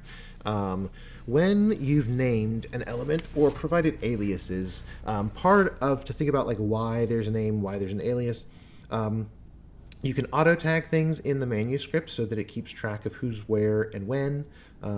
So we can timestamp a scene or a chapter or something like that. And that can go as far as when you export to the EPUB, you can actually put that timestamp in the header of a chapter if you want. Or if you are writing something that's going to be like first person point of view with like alternating perspective in some way, then a lot of the times the current sort of tradition there is to put the POV name at the top of the thing. So you would think about like when you think about what point of view name is going to show up in the final book and it's going to go in that chapter header, for example. For me, I would have like Oren and Jurok, right? The two main characters. But then I want them to have like a last name that occasionally gets referenced, and they might have titles and things like that as well. So that would go in the aliases because when I'm writing and I make a reference to, say, like Prince Oren, when I go to auto tag elements, then it's going to grab Prince Oren as the longest of those, and it's going to tag it with that alias. Now, the reason that matters is because I might decide later on that I actually want to change the name. In fact, I was just playing Baldur's Gate 3 with my husband, and I think one of the big bads there is Oren, the chosen of Baal. I think is named Orin.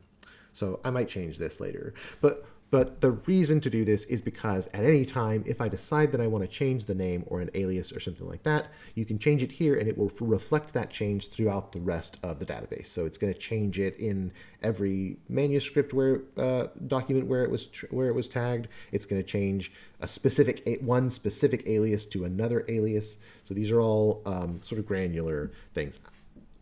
I'm going to leave Orin for now because that's what I have been thinking of this character in my head for a long time.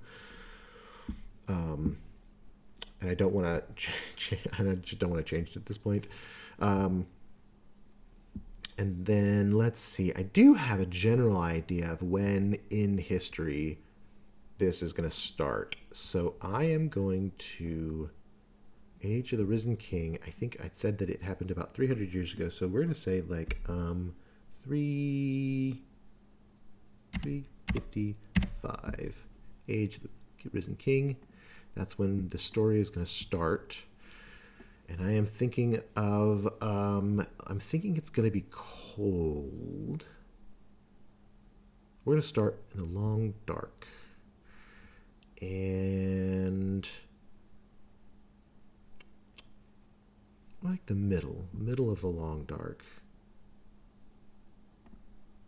And it's just a 24-hour system. You start to break things down into like how many hours are in the day, and I think you can kind of get a little bit lost in the weeds. This is going to start. I think I already know that the story starts with Jurok arriving for some sort of political negotiations, and we're going to say that actually that they arrive in the morning, not too terribly early in the morning. 10. Now, when I go to actually like put all this out there in the world, like there's not gonna be timestamps on anything like that. But part of what this helps with, so we know that 355 ARK, that's when the story starts, right? So then here, I am gonna set Orin's birthday to be, let's see, I think he's gonna be a young guy. He's gonna be like 20. I love an age gap. My husband is 16 years older than me, and so a lot of my stories involve an age gap because to some degree I'm always writing stories about me and my husband. But let's see, 355 minus 20 would put us at 335. So let's say 334. His birthday hasn't come up yet, and last frost. So if that means, so I think 335. We're going to say born in the thaw, the 19th. Yeah. And we don't know when he dies because he's still alive. I'm probably not going to do a dramatis personae for these books, probably. So I'm just going to leave that off for now. And then I want to know how old Jurok is. So here we go. Let's see, 355. If I wanted him to be about 50, so we'll say 305, and born in the summer, born in the hottest part of the summer, 14th. Now, one of the things that I haven't included here, but is by no means off the table, is the ability to define something like an astrological system. That is a planned feature that is on my radar for later. I can't begin to imagine that there is another nerd like me who would want to define an astrological system for their story world and then be able to track that astrological system like in any kind of real-time way. But I'm a super nerd. I love the idea. I don't honestly even know if I would use it like necessarily on the page so much as behind the page. Like I was a professional astrologer for a little while back in the day. I was like a huge hippie in my youth. And I didn't say hippie, but you know, I was very new agey. I did the palm readings, read tarot cards, did astrology, all those things. I don't have a ton of opinions on those things now. I kind of like, I don't know, most of it didn't have a lot of practical use for it. And as I got older, I started sort of carving down what I do with my life, and carving away like impractical stuff and focusing on more practical stuff, which, one could argue has taken a little bit of like the magic out of day-to-day life and that sort of thing. But now most of what I focus on is writing. All the same, I love an astrological system. I love the idea of being able to know those things about your world. And the idea of like being able to define different astrological systems for different cultures, for example, because we have an astrological system around planets and signs and things like that, and it is mostly the same across the board. But we've got two really big, tropical and sidereal type zodiac systems, and then there are a lot of interesting and different elements between like different cultures and their astrological systems. The Chinese astrological system versus the Western astrological system, and then within sort of what we would think about in the West as astrology, the difference between like Western astrology and like Indian astrology, for example, right? Yeah, it's just interesting. But that's neither here nor there because I haven't put that in here. So let's try not to get terribly off track. So we want to start talking about nations of the world. So this is going to be, let's see, I don't have necessarily a huge, deep brainstorm about nation building here. So let's we're gonna build out a brainstorm with the assistant that's specifically about exploring one specific nation. So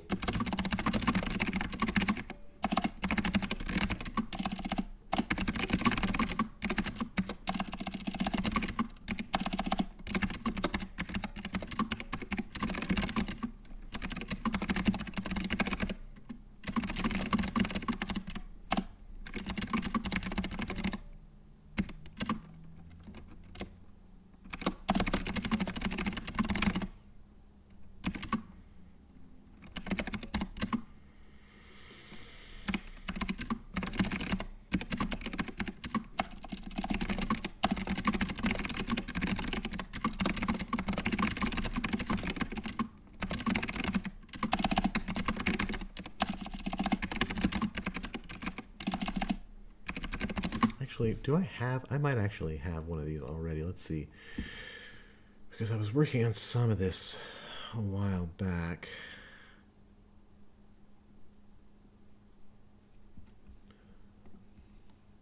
Let me check the library.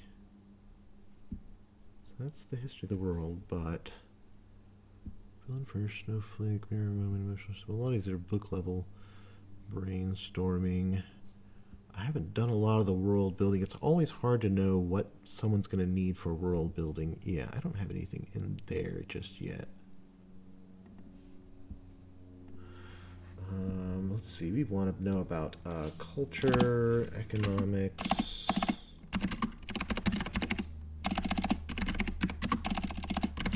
government. We actually already defined some of this stuff, but let's see. So culture, economics, government.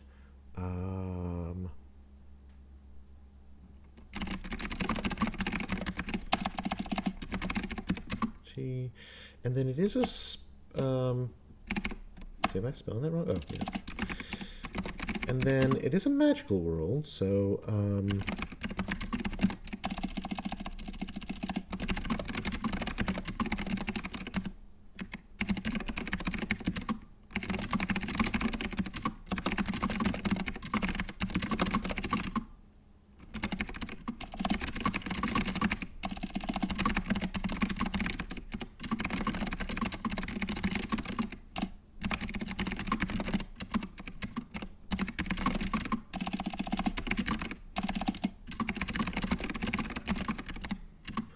things like specific magical orders.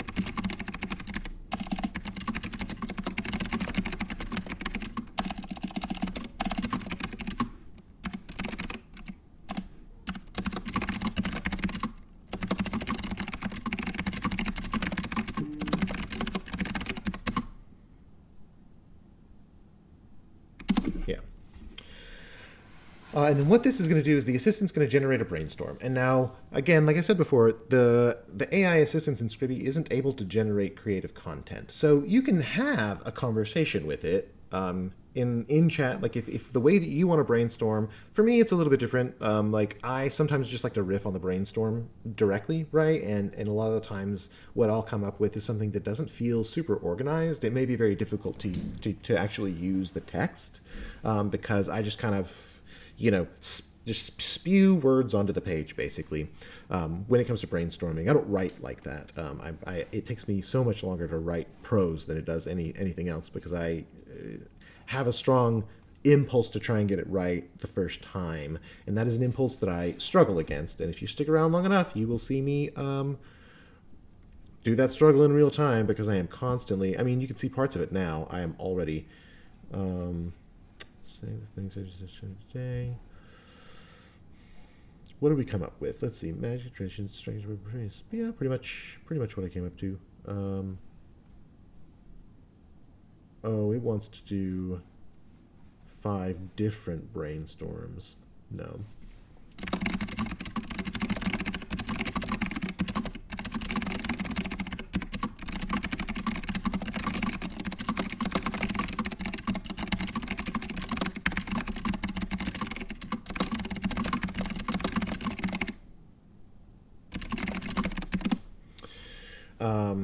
So let's say we go back through some of the brainstorming stuff that we already did and that we're going to do going forward. It's possible that we'll go through there and I'll find some of these when I go back to read over them and a lot of times what happens for me is I read back over my sort of my sort of chaotic note-taking process, basically, and find that my thoughts are all over the place for a particular prompt.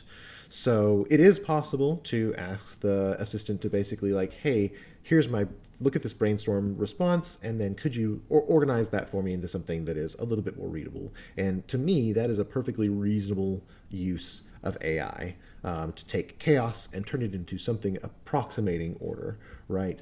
Just so that you come up with content that's actually usable by you in some way.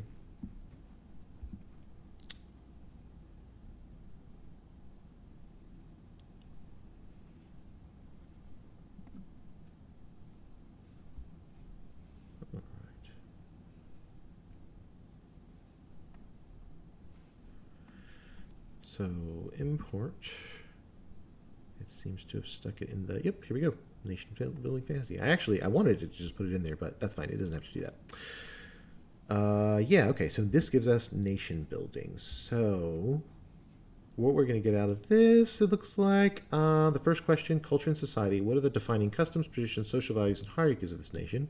What do its people take pride in, and what do they consider taboo? Economics and trade. Great. Spirituality, magic, and magical traditions. So what I'm going to end up doing is we're going to rename this. Here, double click, and we're going to name this. Let's see, where do we want our main character? So I only really know broad stroke things about this story. I know that Jurok is a leader among his people from the Free Territories, and I know that we'll call it Orin for now. I know that Orin's place, that Orin is a prince of his particular nation, and that nation shares a border. So it's along the treaty line, and that there has been recently some sort of territorial or a trade negotiation. There's some sort of negotiating happening that ultimately is going to lead to Orin being not taken, but traded. The way that I envision this happening basically is that any two nations might do something like arrange a marriage, for example, right? So we want a connection between our two nations. So I'm going to marry off the firstborn son to this second daughter or something like that of this other nation, so that we create a family tie between these two nations, right? It's classic. It's been going on forever. I think now one of the main differences here is that the Jurok's people in particular, the Orikani in particular, don't really do things that way. So there is not a way of you're not going to marry off your first son to a chieftain's son or something like that, right? That's not going to happen in this world. But we're trying to strike the balance between these two peoples, these two cultures. How do they find the middle ground there between the two of them and how they both work respectively? And I think one of those is that I think the free people, the people of the free of the free territories, and the Oricani in particular, I think that their ways, their culture, their everything has been largely mythologized by the Republic of Nations. I think that Orin's nation in particular hasn't had a lot of contact with them in this sort of way, and now that they are hitting a place where these two peoples have to actually like figure out how to work together in some way. You've got this like kingdom basically thinking like, okay, well, if this was another nation, here's how we do it. Do you want to marry one of our kids, basically, one of the royal kids? And Jurok and his people are like, no, that what could that possibly get us? Why would we want to do that? And then that leaves the kingdom sort of hanging like, well, we don't really. That's just how we've always sort of sealed these things. But I think that there is a role. I don't have a good name for it yet, but I will build something out for it. But I think that there is a world in which it's basically like, so what's going to happen is you're going to basically lend us someone important to you, someone who still needs education, who still needs to learn things, who can still who can be molded into a new kind of person, basically. Your nation doesn't know anything about us. The kingdom that Orin comes from doesn't really know anything about the culture of the Oricani. And I think that it's a kind of cultural exchange program of a sort, rather than a strict sort of like, you're being married off into this other culture. With the idea that like there may come a time when Orin sort of, I think the plan, as far as the Oricani are concerned, as far as Jurok is concerned, is that that Orin may at some point, return to his nation as sort of an ambassador for the Oricani, and that maybe this is how things have happened in the free territories, so that there is a cultural exchange that happens when they're trying to either settle disputes or build trade relationships and things like that. I think that things work differently in the free territories and among those peoples. But I think that I love the idea of centering culture among these peoples in a really important way, so that it's not just about like, this isn't just a legal thing. A legal exchange of heirs or something like that doesn't. How am I trying to put this? A legal exchange of heirs certainly can put down on the letter of law, like, here are some restrictions. Like, your nation is not going to make war against my nation, because my nation is essentially holding one of your royal heirs hostage, right? And there's always the possibility that an heir, like a second or third to the throne, may end up actually being like legally the ruler of that particular nation. But I think that among the free territories and among those people, in the Oricani and the Chintari, the Centaurs, the Minotaur, the Minotaurs, I'm giving them all different names. Like I don't know why it strikes me like this, but like the word orc has been used in a way that sometimes makes it feel like a slur in a way, especially if you look back at like Tolkien's orcs and that sort of thing. So I like the idea of giving each of these peoples like their own name, the name they call themselves, and then there is the name that most other people call them, basically out of ignorance or inability to speak the language, because I think that speaks to a certain reality when it comes to the differences between people in different cultures, right? So the Oricani and the other peoples of the free territories, I think that they see that legal distinction as something that is kind of pointless, right? like this piece of paper is going to tell us what we can and can't do, sure, but the only thing that enforces it is our mutual agreement to enforce this.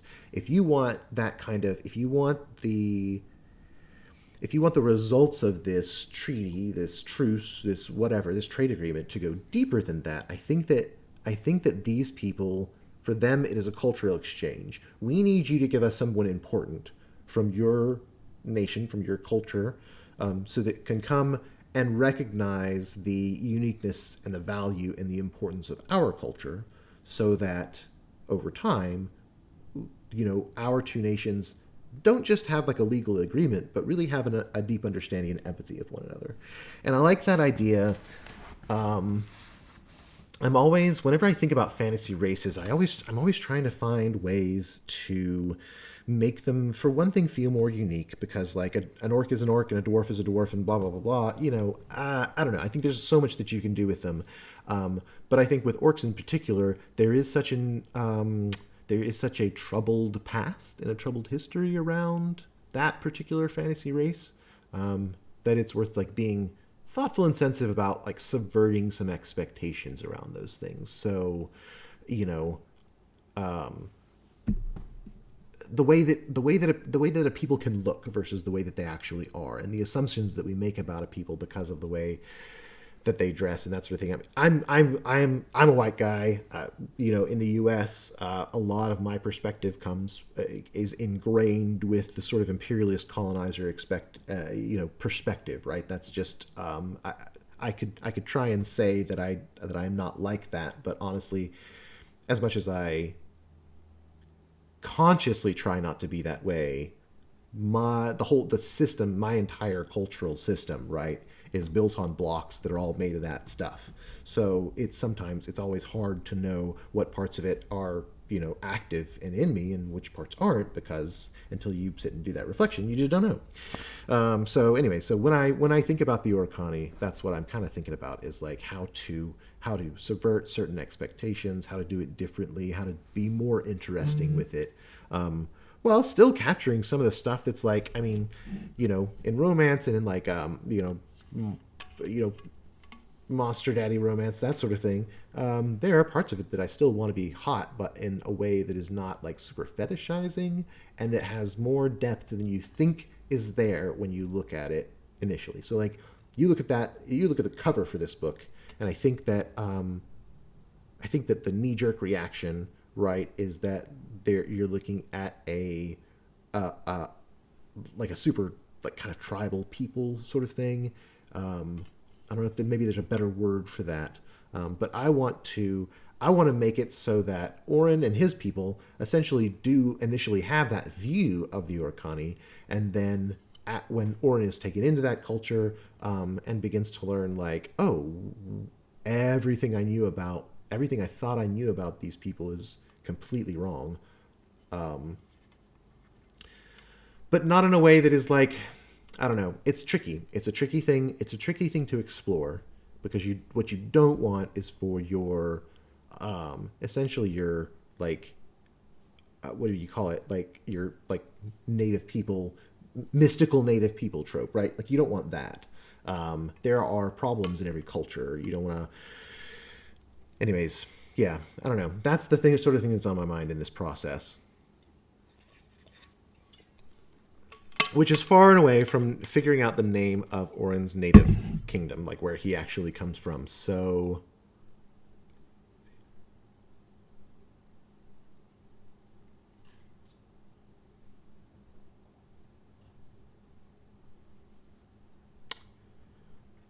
all the names that come to mind are names of places from like Final Fantasy and stuff. I've been playing some video games lately.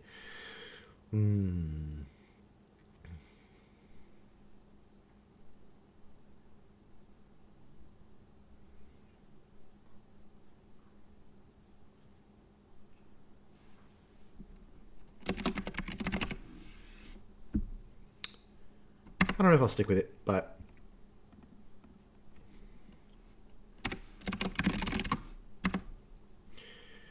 all right. We are technically still on a break. actually, I could stand a bio break. So I will be right back. I don't think, not that anybody knows. I don't think anybody's watching. No. So it's fine. Still, all the same, I will be right back for a quick bio break, and then we'll pick up where we left off.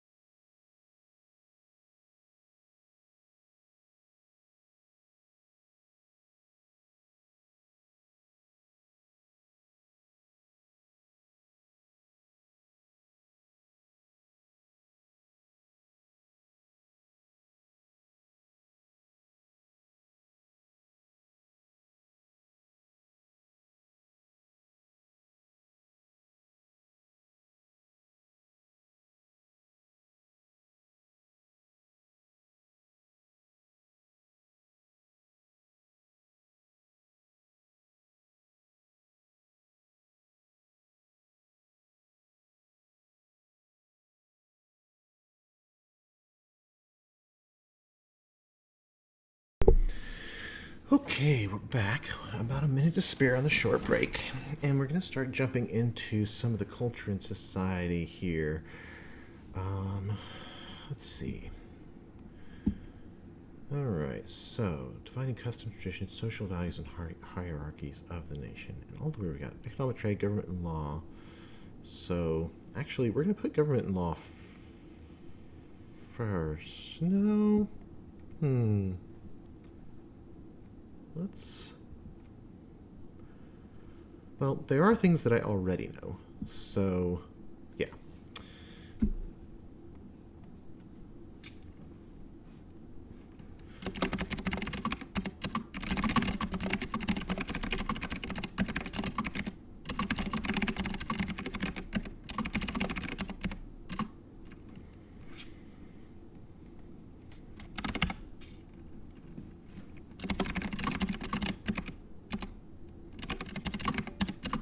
Breaks over, it says.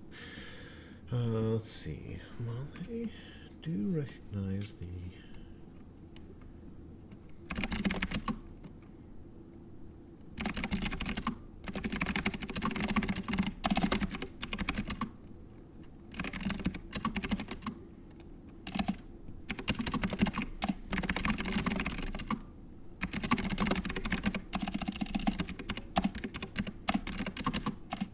Maybe it's worth defining how the Republic actually works, but we might dig into that later. So, Telgarn.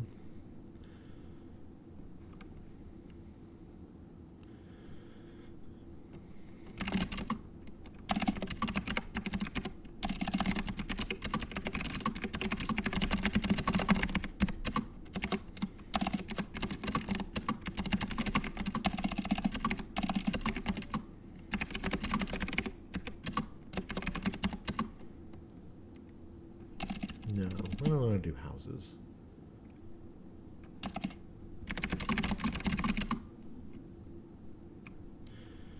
Orin.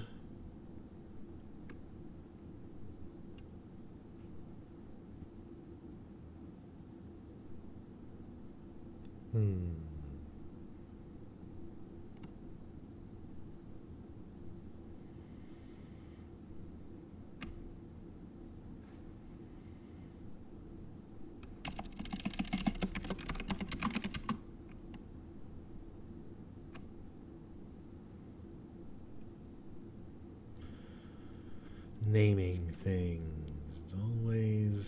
It's always fun. The line of Orin.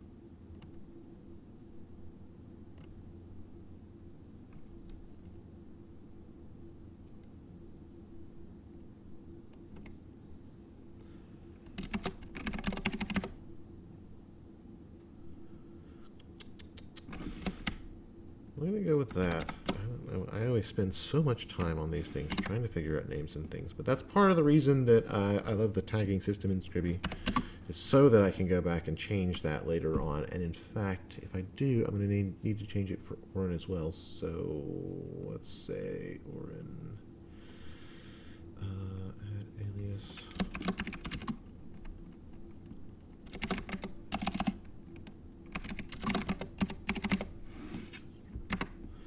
Orin of Thastra.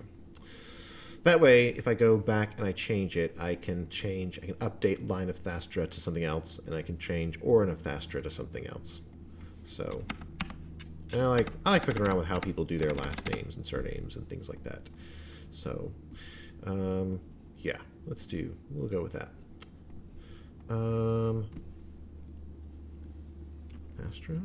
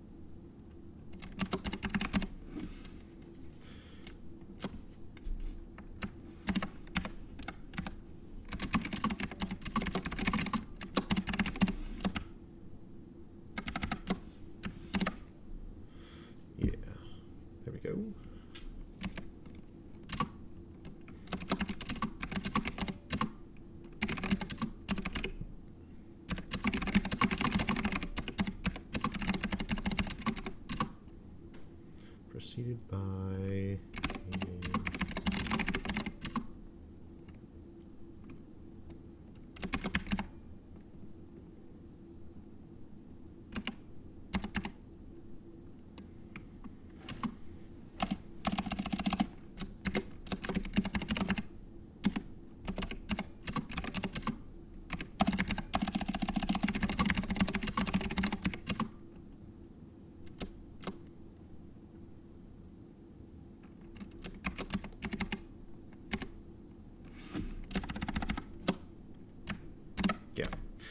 so two siblings, an older brother Uldavar, and then the eldest sister Austri, who is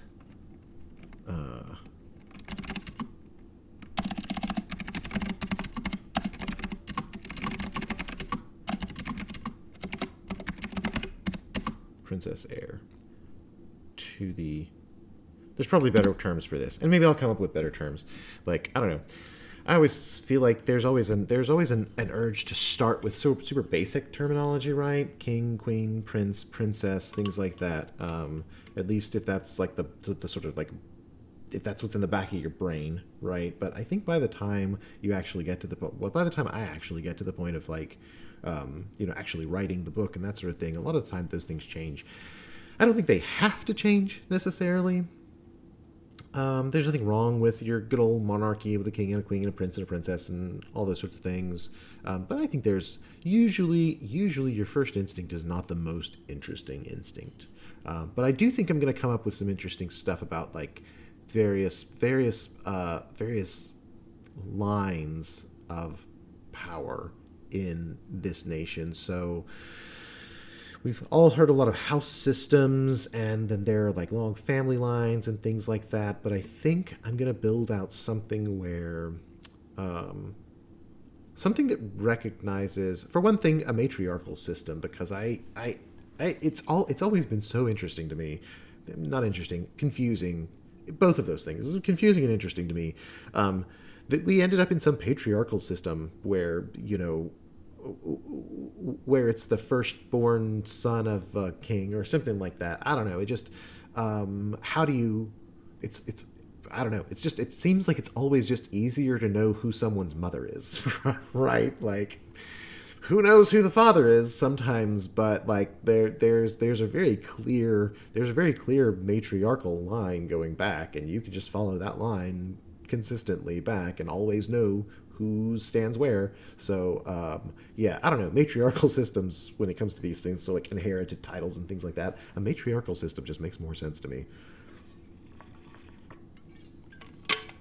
And I know at some point I'm going to hear the word woke somewhere, but like, I mean, look, it has nothing, it doesn't really have to do with feminism. It has to do with when I world build, part of what I am thinking about is like, how does the internal logic of the world work?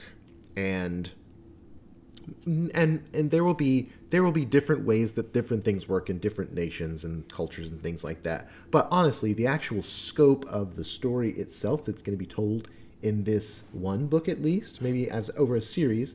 I mean, the name of the series is Princes of Eldra, so maybe it focuses on a different prince from a different nation, or a different, important person from a different nation over time. But it just makes sense to me that, like, I don't know, at least in this case, like, why, I don't know, why would you trust the word of a king that his firstborn son is who he says he is, instead of looking to the queen and be like, so did you give birth to this kid? That just makes more sense to me.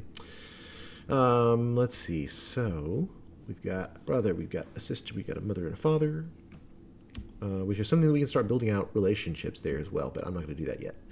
Okay.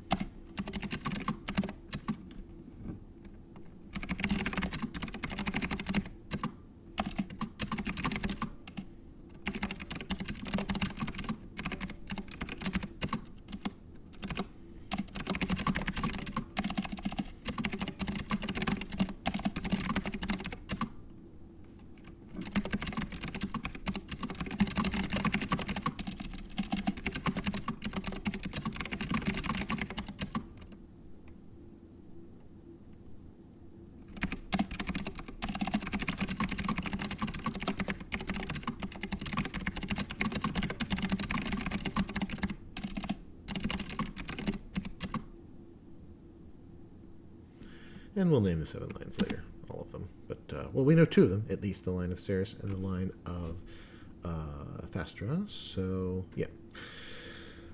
Are Thastra,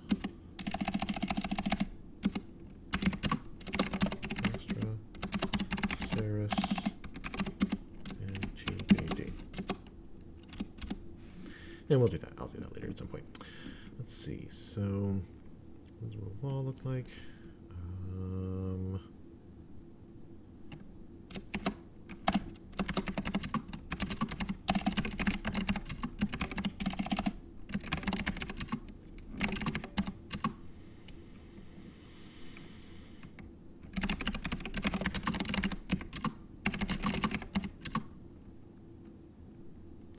Let's see, we got a province, which is basically a state. No, we'll go, I don't know. I may change this later, but let's see.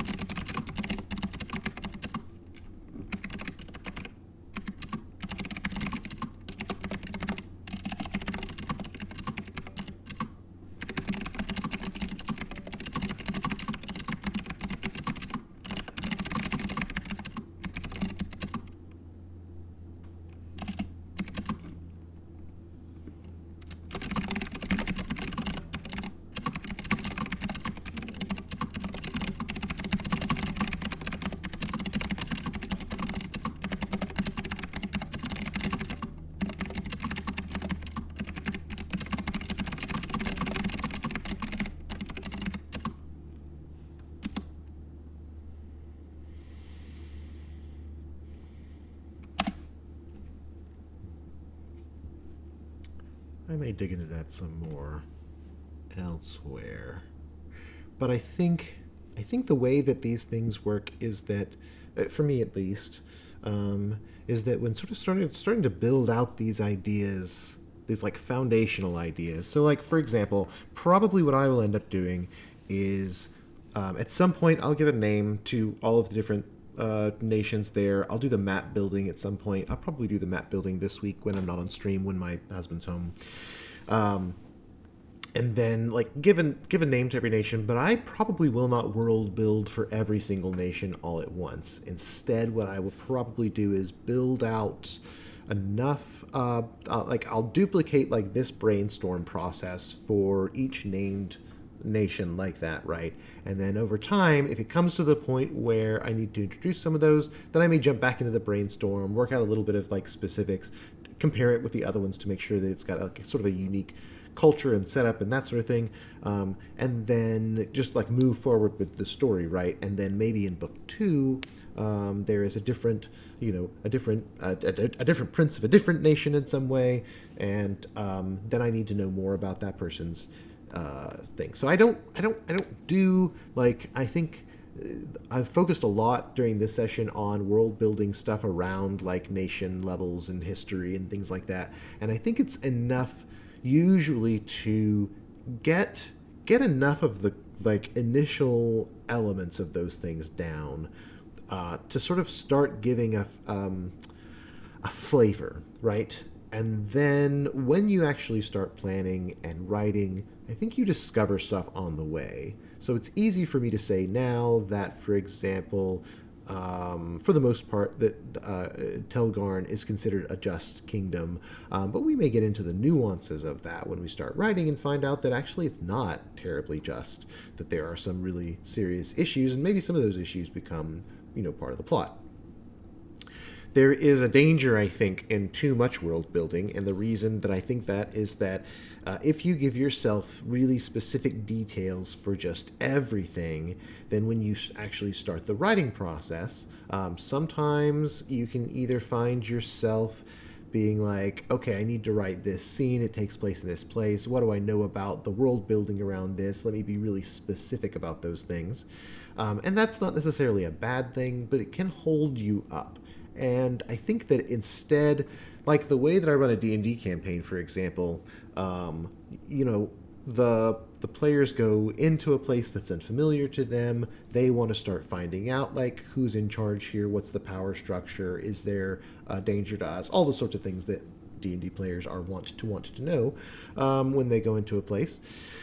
And then we kind of like make those things up. I kind of make those things up as I go along a lot of the time. Sometimes I know some basics, but they want a detail, so I give them a detail, and then that detail becomes canon, right? And so I think that there is a balance to be struck between like world building ahead of time and then world building as you write. And I think if you balance those things out in the right kind of way, then what you end up with is a sort of a back and forth process of write, find a new detail, that's canon. Write, find a new detail, that's canon. How does it square with the previous detail that you established, right? So it looks as though here I'm going to go through and just like dig out every little bit of information about this world, and that is really not the case. What I want to know here, the reason that I focused on this one is because one of our main characters, Orin, is one of the princes in line to this particular throne, so it's kind of important to know like what that system is like, right? What's in play as the story opens with Orin. What's important to him? Why would he be resistant, for example? Because that's in a romance, it's really important to be for both characters to initially have some resistance to the relationship that they're building, so that they've got something to overcome. And so this gives me some stuff. This is me projecting ahead, like what information do I need about the story ahead of time in order to start building critical parts of the story in my sort of conceptually now, so that they can play out later on. And so one of those things is basically like, where does Orin stand in relationship to the throne?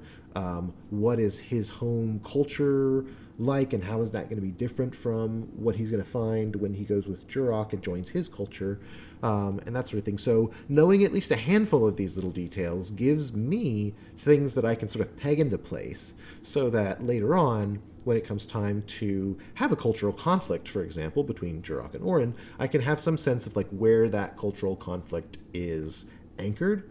And then from there, I may need to expand on Orin's culture in order to manufacture that conflict, but everything that I manufacture at that point becomes canon. So I do a lot of back and forth when it comes to the brainstorming and the world building process and the actual writing process. I normally get, when we get to it, you'll find that my beat sheet process is very, very generalized. I try and focus on like the mood of each beat and maybe one specific argument about that beat, like one specific point of conflict in that beat. And that's the sort of beat system that I built out, what I'm calling the Palmer method, although that seems a little pretentious. But part of how I built that out is basically thinking about it in terms of what's the main point of conflict in this beat.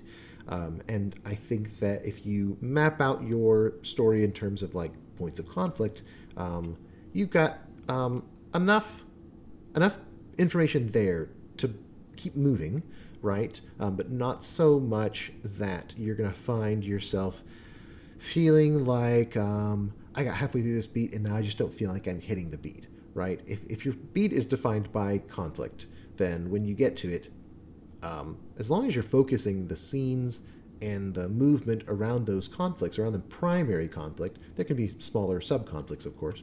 But then I find that, for me at least, telling the story becomes a lot easier, and I become a lot less concerned with, like, did I hit every detail that I planned for the beat? Did I hit every detail planned for the outline? The outline does get more specific and that sort of thing, but that's the point at which I sort of generally start to bounce back and forth between world-building stuff and the outline stuff, because that's the point at which you get the chance to define some of those things ahead of time.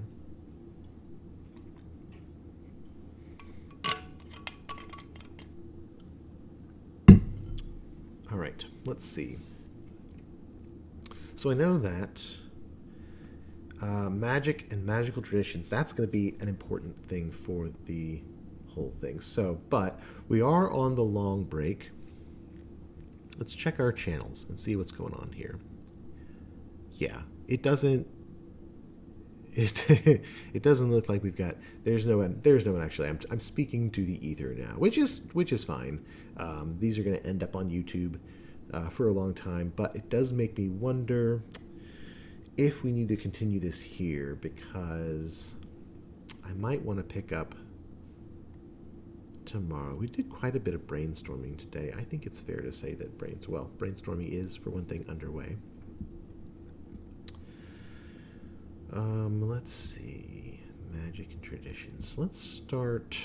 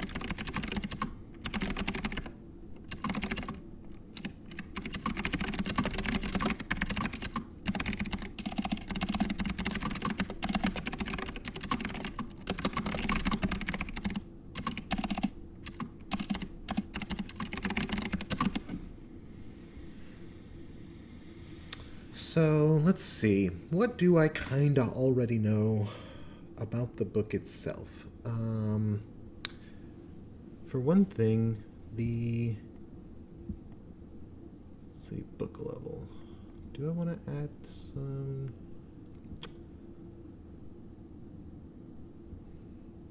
You know what? I think I am going to end up digging into the beat sheet just a tiny bit here, because sometimes it is helpful to know what I need to brainstorm about. Oh, he took me there into the characters and core conflicts. Yeah, I mean, that's all good stuff. Actually, you know what? No, this is a good place to start. This is a good idea. So basically, the assistant popped me a brainstorm here, characters and core conflicts. And it's going to ask, let's see here, Who is he at the start? What does he believe about honor, duty, and himself? What culture shaped him, and what does the culture demand of him? What does he want before the story begins? Right, that's great. So let's talk about Oren for a bit then. I think, do I want to do, what I got to decide is some core character tropes, basically. I don't think I want to go Grumpy Sunshine here, because I don't think this is a terribly lighthearted romp. And that's a very, well, it can be a very lighthearted trope. But I think Oren...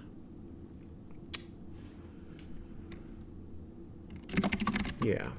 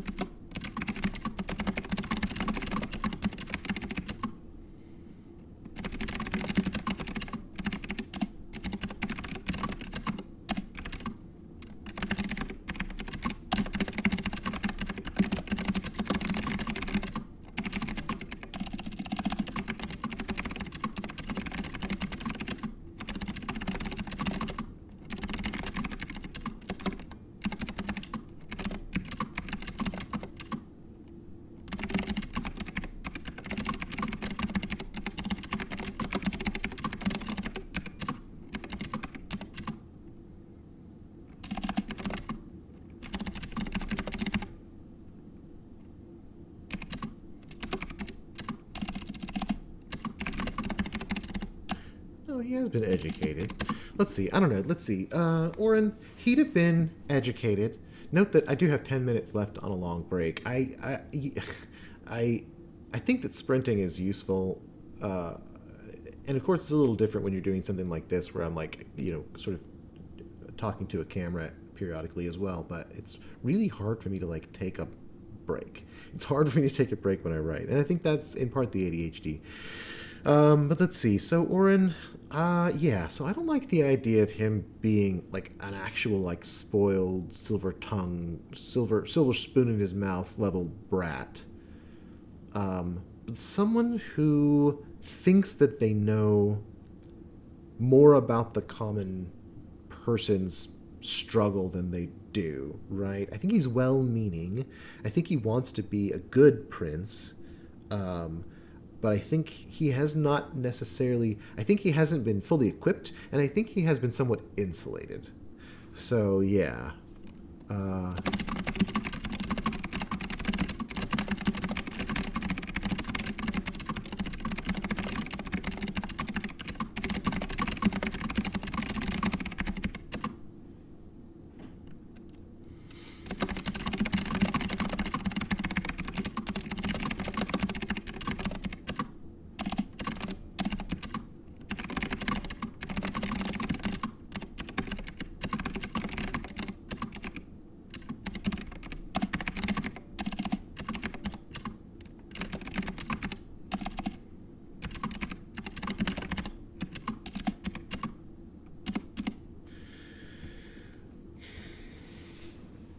Well, when you think about a main character, what you don't want is a character who's essentially not doing things, not making choices. You want a character who has some sort of, ideally some sort of aspiration.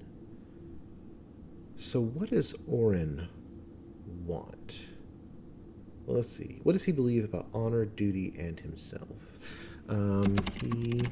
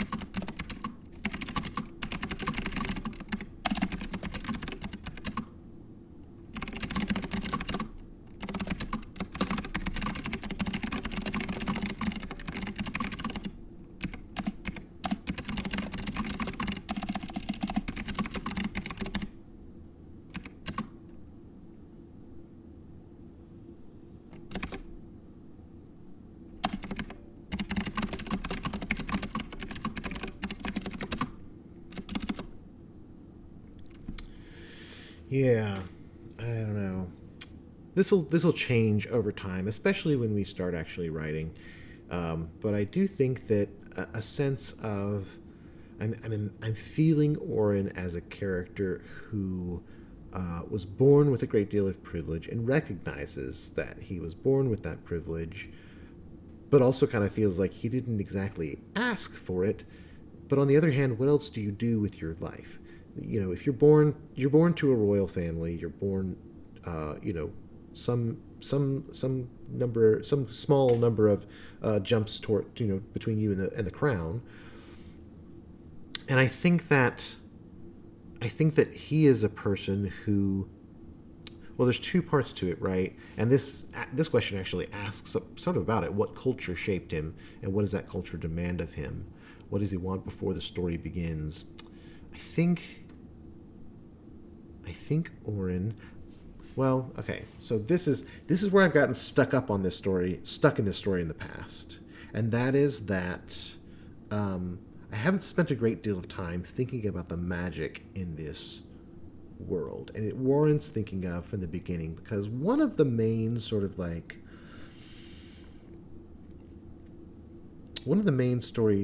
sort of tropes in Romantasy is that, of course, one or both of the main characters has some sort of magic. I think I think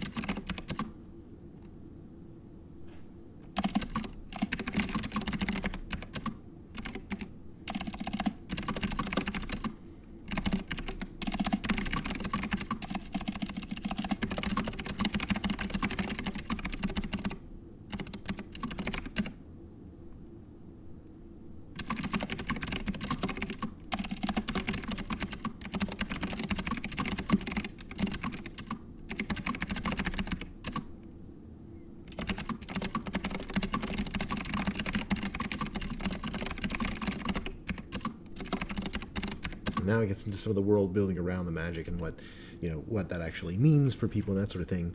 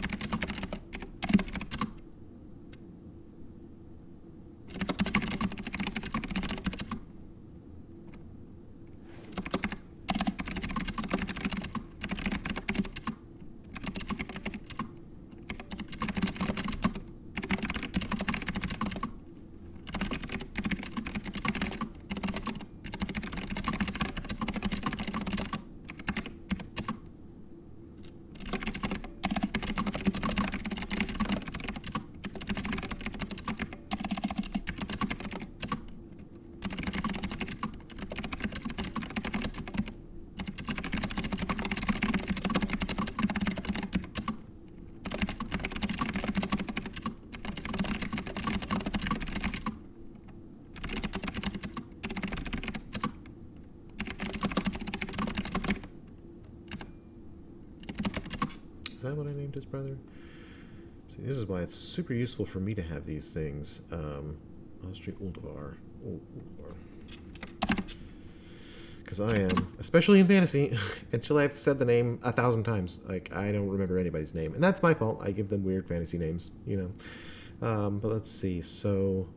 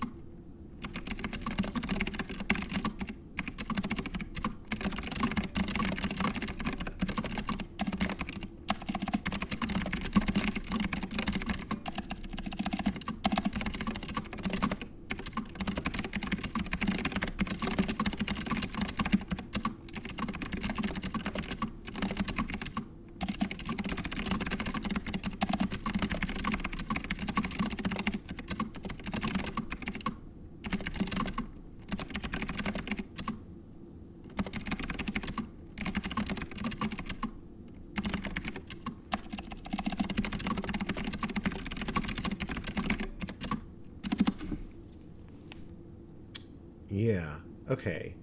This is taking a little bit of shape here. So we've got a prince, Orin, who is a bit of a dreamer. He knows that he has a job. He was born into a job. He knows that he should be a diplomat. He knows that his future is going to be somehow supporting the royal family, serving the kingdom, serving.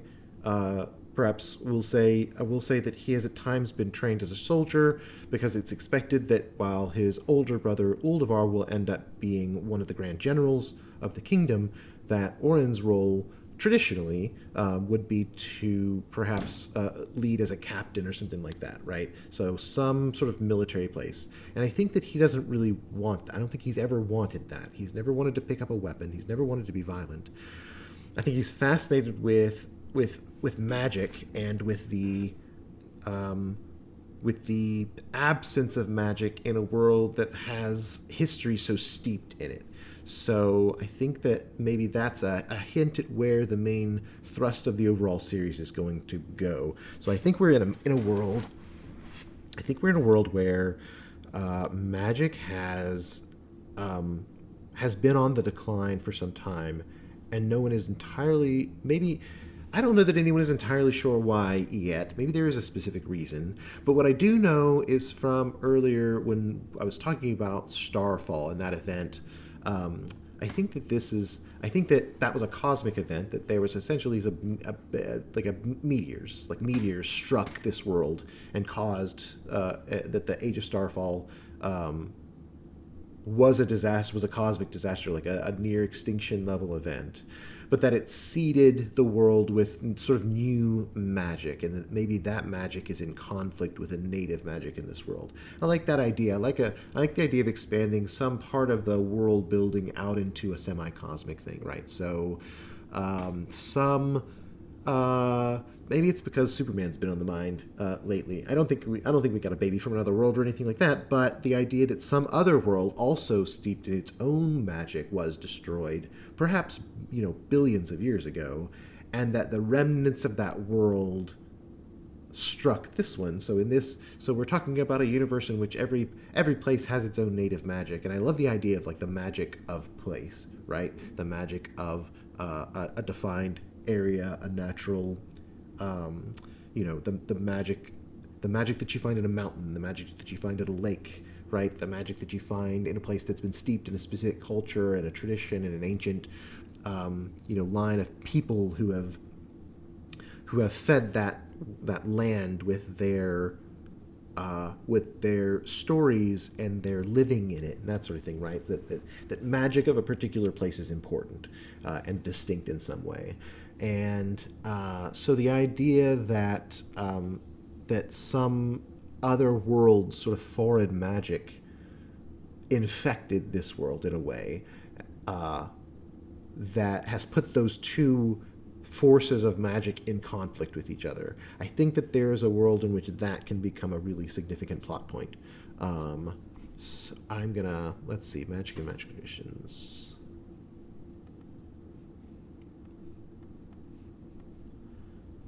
All right.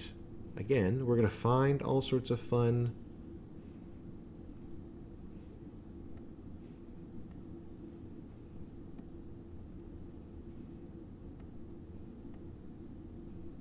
Did we lose all of that?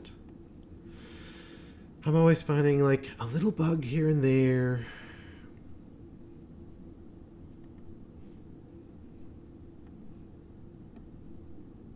So I may have found a bug here for this one, which is a shame. But at least it was on tape.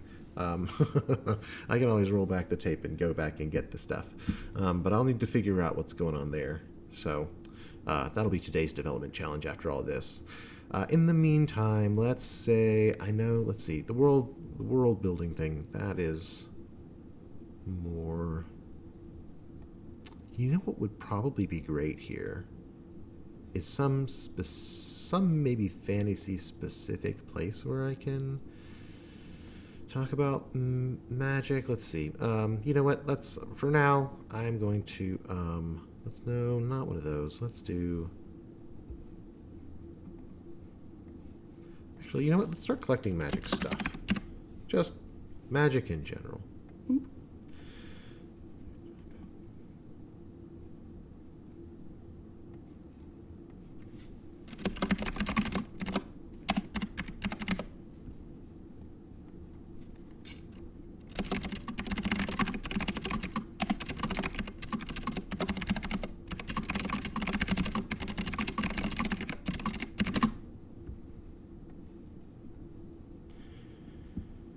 All right, and then I'm gonna just start adding a note. And so what this is basically like, I don't want to. There may be a more general brainstorm later on where I sort of expand on this stuff, but for this very moment, what I'd really like to do is just note down the thoughts that I kind of just had live. I want to make sure that they are captured, and a good place for that is notes because they just don't go anywhere else, right? Like this is just the random stuff that gets attached to a story element or anything else in Scribi. Most things can have notes. Magic thoughts. I think that.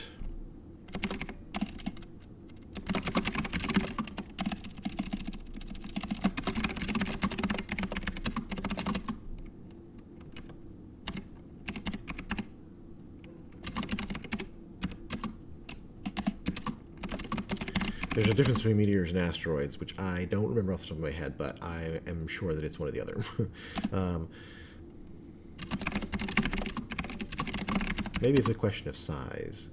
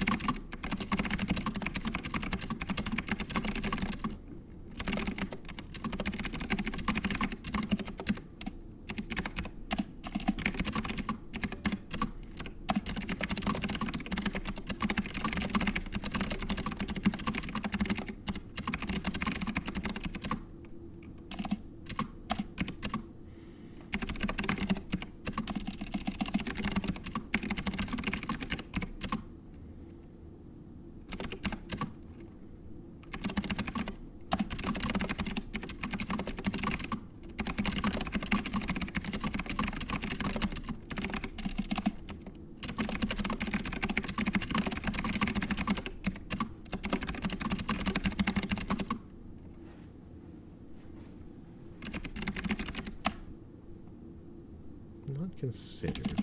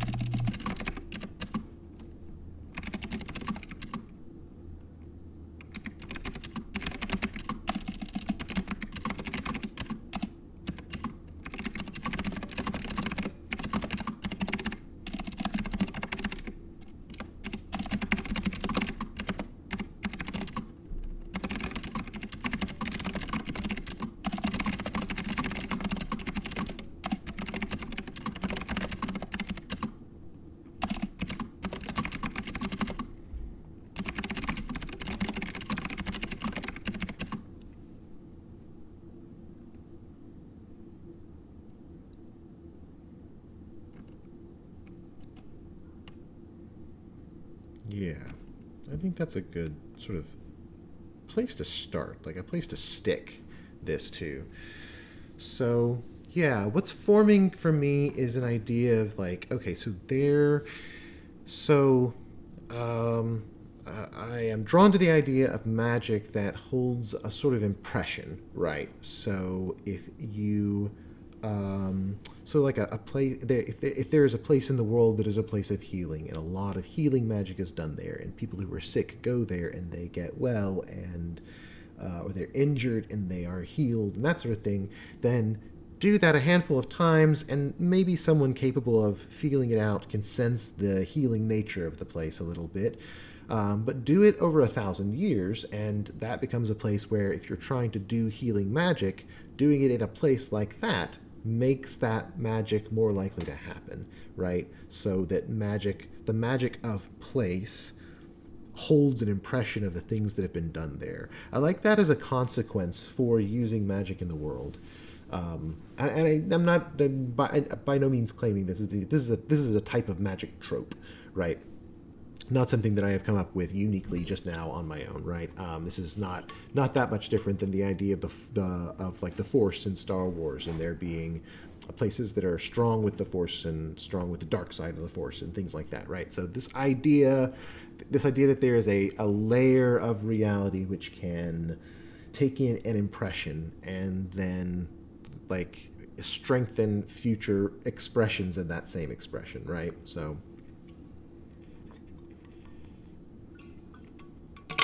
but then taking that into like, here is another world, an alien world, which had its own magic, but which was torn apart by magic in a really violent way, and then sent its sort of seeds out into the universe. And some of those seeds eventually hit this other world, and the people here. I think that I love the idea of having a natural affinity for magic that is not necessarily associated with a specific bloodline.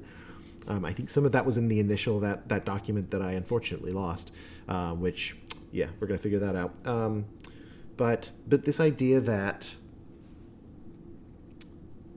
there is this alien magic and it is usable by proxy. You can take the material from that world and you can find ways to tap in and coax out and direct that magic, but that the magic itself, the magic of that alien world, is so steeped in the rage and the fear and the regret, perhaps, and all sorts of other things of this dying world, that now, when you pick it up from this place, when a native of Eldra picks it up and wants to use that magic, that they have to contend with that history, that they have to contend with the magic. There's a hint of something thematic there that I know my brain is circling around, and I'll eventually sort of dig it out and put it into words, and figure out how it ties into the whole story.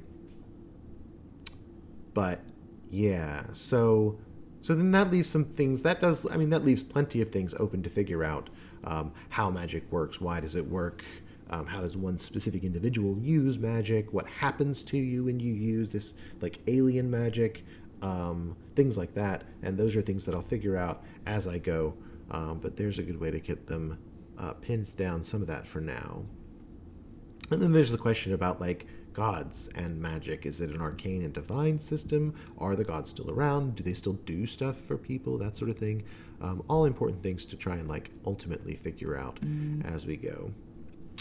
So, all right. That is...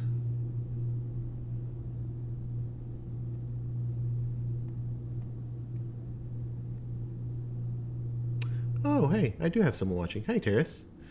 Scribi is AI, which means it stole its work from real writers. Please tell me to change to a better tool. So Scribi is not AI in the sense that you're probably imagining. I mean, absolutely, I support anyone who has a stance on AI that is either absolutist or not, right? So whatever you think is important for you. When it comes to the idea of for me, the absolutist stance about AI which is to say that there is no good use of AI, for example, is sort of the stance, because of how AI was created. Facebook and Google and all of these other big companies, I am not saying that the things that they have done are necessarily good or ethical or anything like that, but they have been stealing and using our data for a long time in a lot of different ways. We sort of live in a surveillance state, and I don't love that. I don't love the direction that we're going. But I also find that at this point, if I decide to draw a sort of line about technology at a certain point where it has impacted me directly, which is to say, you can go and the places where you can look up the list of like authors whose books were scraped for AI and that sort of thing. Both my Simon Strange books and my B.C. Palmer books, both were scraped for data. And I don't love that. And since I didn't send those books to the Library of Congress to get a copyright on them, instead of just going by our just standard, like you wrote it, it's your book sort of copyright thing, I don't get any. There's no remittance. There's no payment for that. I don't get to be part of that lawsuit. So there is a line that I can choose to draw somewhere, right? And if after all these years of these tech companies exploiting everyone, not just artists, but everyone, if I now draw the line here and say that because of how this was done, how these models were trained, this is where I draw the line. My problem with that is that I wasn't drawing the line before. So I didn't leave Facebook for good. I didn't cut all my information out of it. I didn't start campaigning for people to stop using Facebook. I didn't campaign for people to stop using Google. I didn't campaign for people to stop using any of the other social media or technology things like that have been collecting and using our data in really significant ways and often unfair ways. And so if I didn't draw the line there, I feel like if I draw the line here, then I'm being a little bit disingenuous about my ethics, is the way that I feel. Now, I said earlier, and this has been going on, though I'm like 3 hours into this thing now, but I did say earlier, and I will say again now, that I do feel that we should not be generating books with AI. We shouldn't be generating art with AI. Certainly not commercial stuff. When it comes to hobbyist type stuff, generating stuff for your own, reading purposes, I don't know. I don't like it because I think that we're missing out on something really important. And I think that the more that becomes the norm, the less we're going to see people discovering the joy of writing and art and those sorts of things. And I think that will be bad for all of us. I think that'll be bad for our culture. I think it'll be bad for education. But to say that I'm going to draw an ethical line here, where any use of AI assistance is going to be just an unethical use of a technology, I can't honestly and ethically draw that line because I didn't draw it before. Like the stuff that Facebook has done, it's pretty serious. The stuff that Google has done has been pretty serious, but we just sort of shrug because they provide a service that we like. So what I'm trying to do with Scribi is say, I know that people are going to use AI, and I know that every day there's a new app that comes out, and I mean every day. Like I see a new advertisement every day for a new application that says, tell this application your idea and it will write the book for you. And that hurts my soul. And I know a lot of authors who are using AI to generate books. And that hurts my soul because some of them are authors that I've known for a long time. What I wanted to do with Scribi is try and set it up in such a way that all of the things that might distract you or get in your way or hold you up about writing a book can somehow be managed. Now, you don't, like with Scribi, you don't have to have, you can unplug AI from Scribi. Everything works just the same without it. But for instance, earlier in this video, I built out the work schedule for the book using artificial intelligence, using the assistant in Scribi. And that is something that for me is super helpful because I'm a very unorganized person. And if I go through the process of trying to like build out this whole schedule myself, I'm going to rethink it halfway through. I'm going to overthink it, underthink it at times. So instead, what I did is I built an assistant that is able to go through and help me be realistic about, and it did that in real time here. It was realistic. When I set an expected finish date, and then the assistant was like, are you sure about that? It sounds like you want to do enough stuff that it's going to take you longer than that. And so that's a great guard for me with ADHD, especially. That is a thing, that is a stopgap, basically, that kept me from doing something like going ahead and putting up a pre-order for the end of October, when realistically I was not in a position to finish this book by the end of October, right? So I think that there are ways like that it can be really helpful.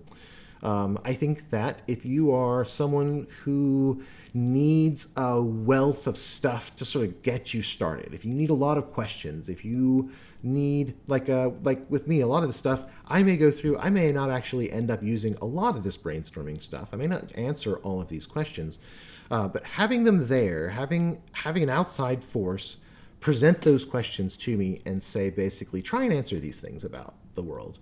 As I go through, I discover new things about the story that I didn't previously know. I mean, sure, it was in my brain somewhere, but until I had to face the line of questioning, a lot of that stuff doesn't come together for me. And that is the same way that I have always worked. But how I have worked in the past has been basically that I build my own brainstorms, which is, again, you can build your own brainstorms in Scribi.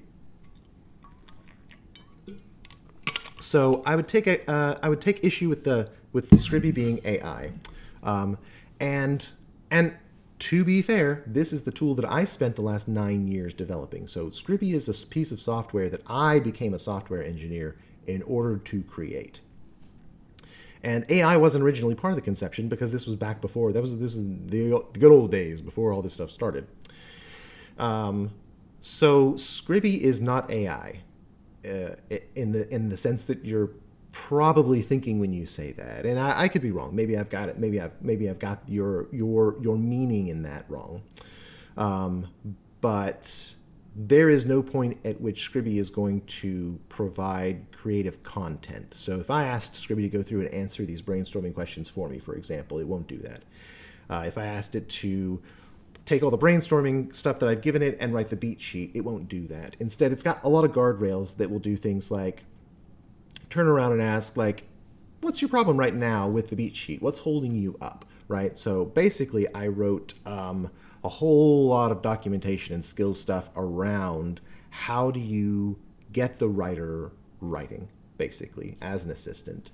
How do you redirect different types of things? So, you know, it's got guardrails against role-playing. It's got guardrails against actually producing creative content to put in a document. If you tell it that, you know, you're going to do harm to yourself if it doesn't do these things, then it will redirect you around that as well.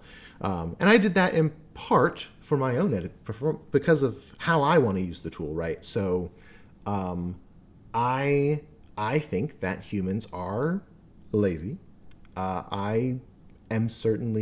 are parts of me that are certainly lazy, where if I know that I can reach for some sort of automation to get something done, then it's very possible that I will reach for that automation. Now, I think that my temptation to do that with writing is very low because I really, really, really love the writing process. That's not something that I want to offload to any other, anyone, you know, like I would never hire a ghostwriter, for example, because that's what I wouldn't want to produce a book that I don't want to write, basically.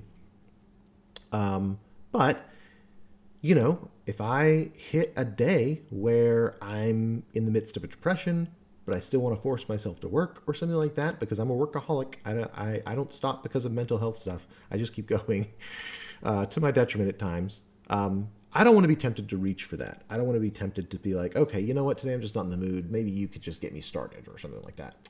I don't want to reach for that tool. So that is the main reason that all of those guardrails are there. Those are guardrails for me. By extension, it is somewhat opinionated. it is possible that one day someone will pick up Scribi as well. I think I've got 2 beta users right now.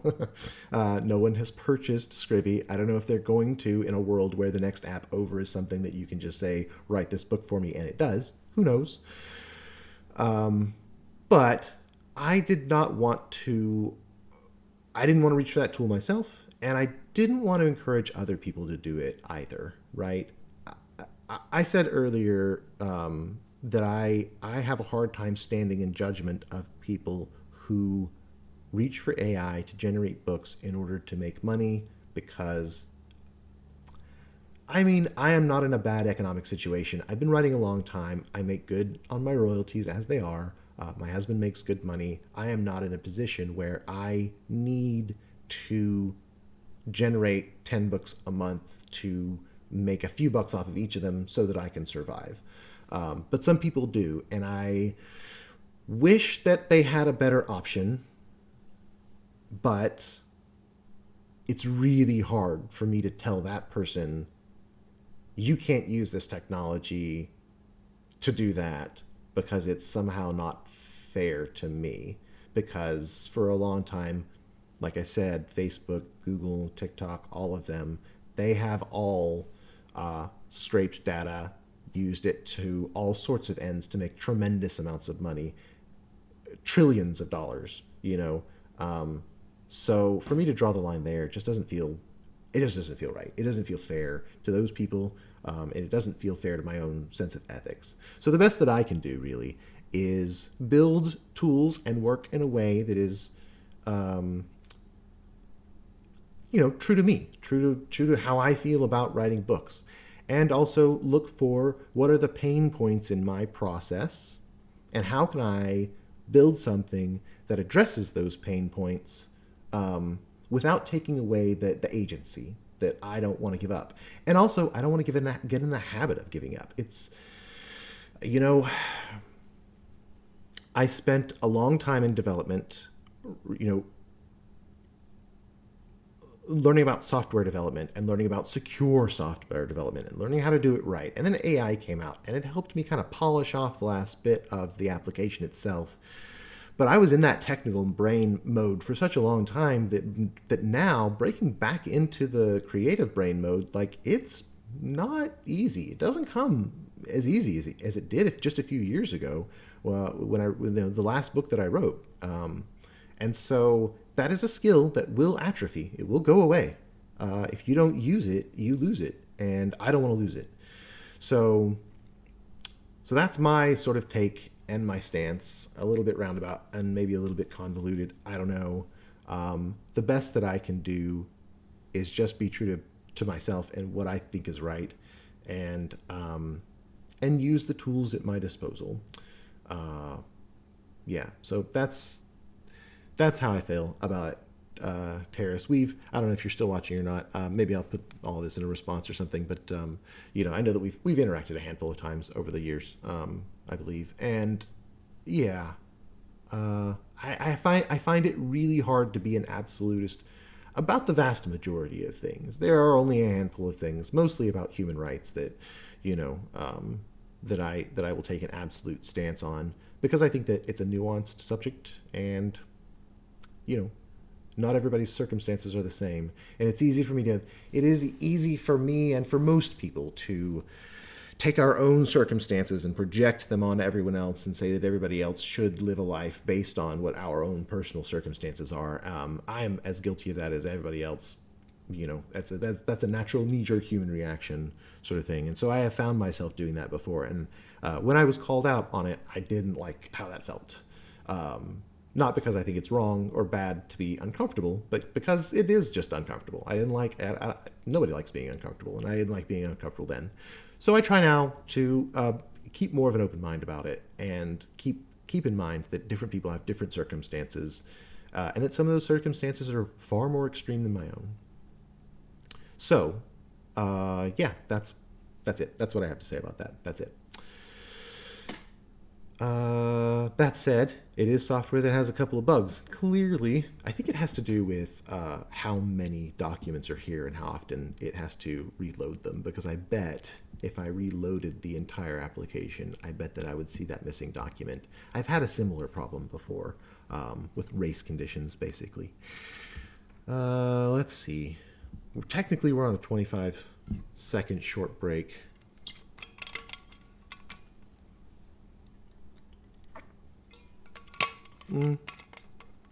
I guess I will put this here because I think maybe Terrace is not around. But it was worth saying on the record.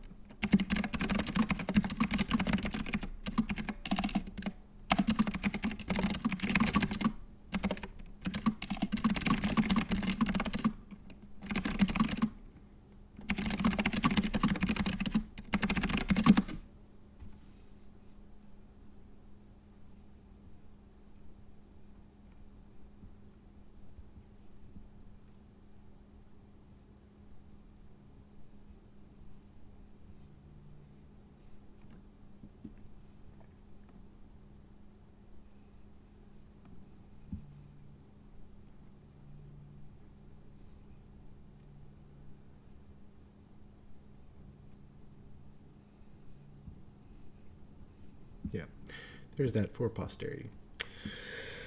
That said, it's 1:37. This was meant to go till about 2 p.m.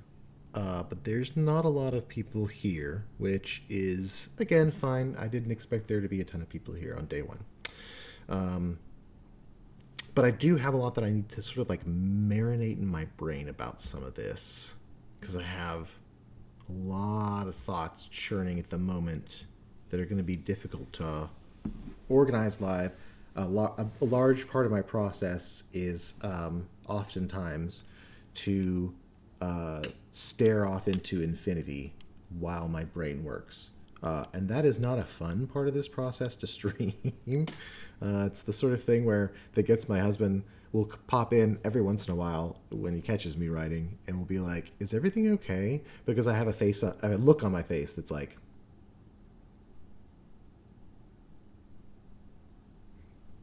and he has said recently that it makes him wonder if I am angry about something, if I'm in a bad mood or pissed off about something, right? And it's not that. I wasn't here. That is the shape my face took on while my brain was a million miles away doing things. So there's a lot to meditate on here, but I think the some of the core stuff that I think excited me about the idea in the first place, I think is still there.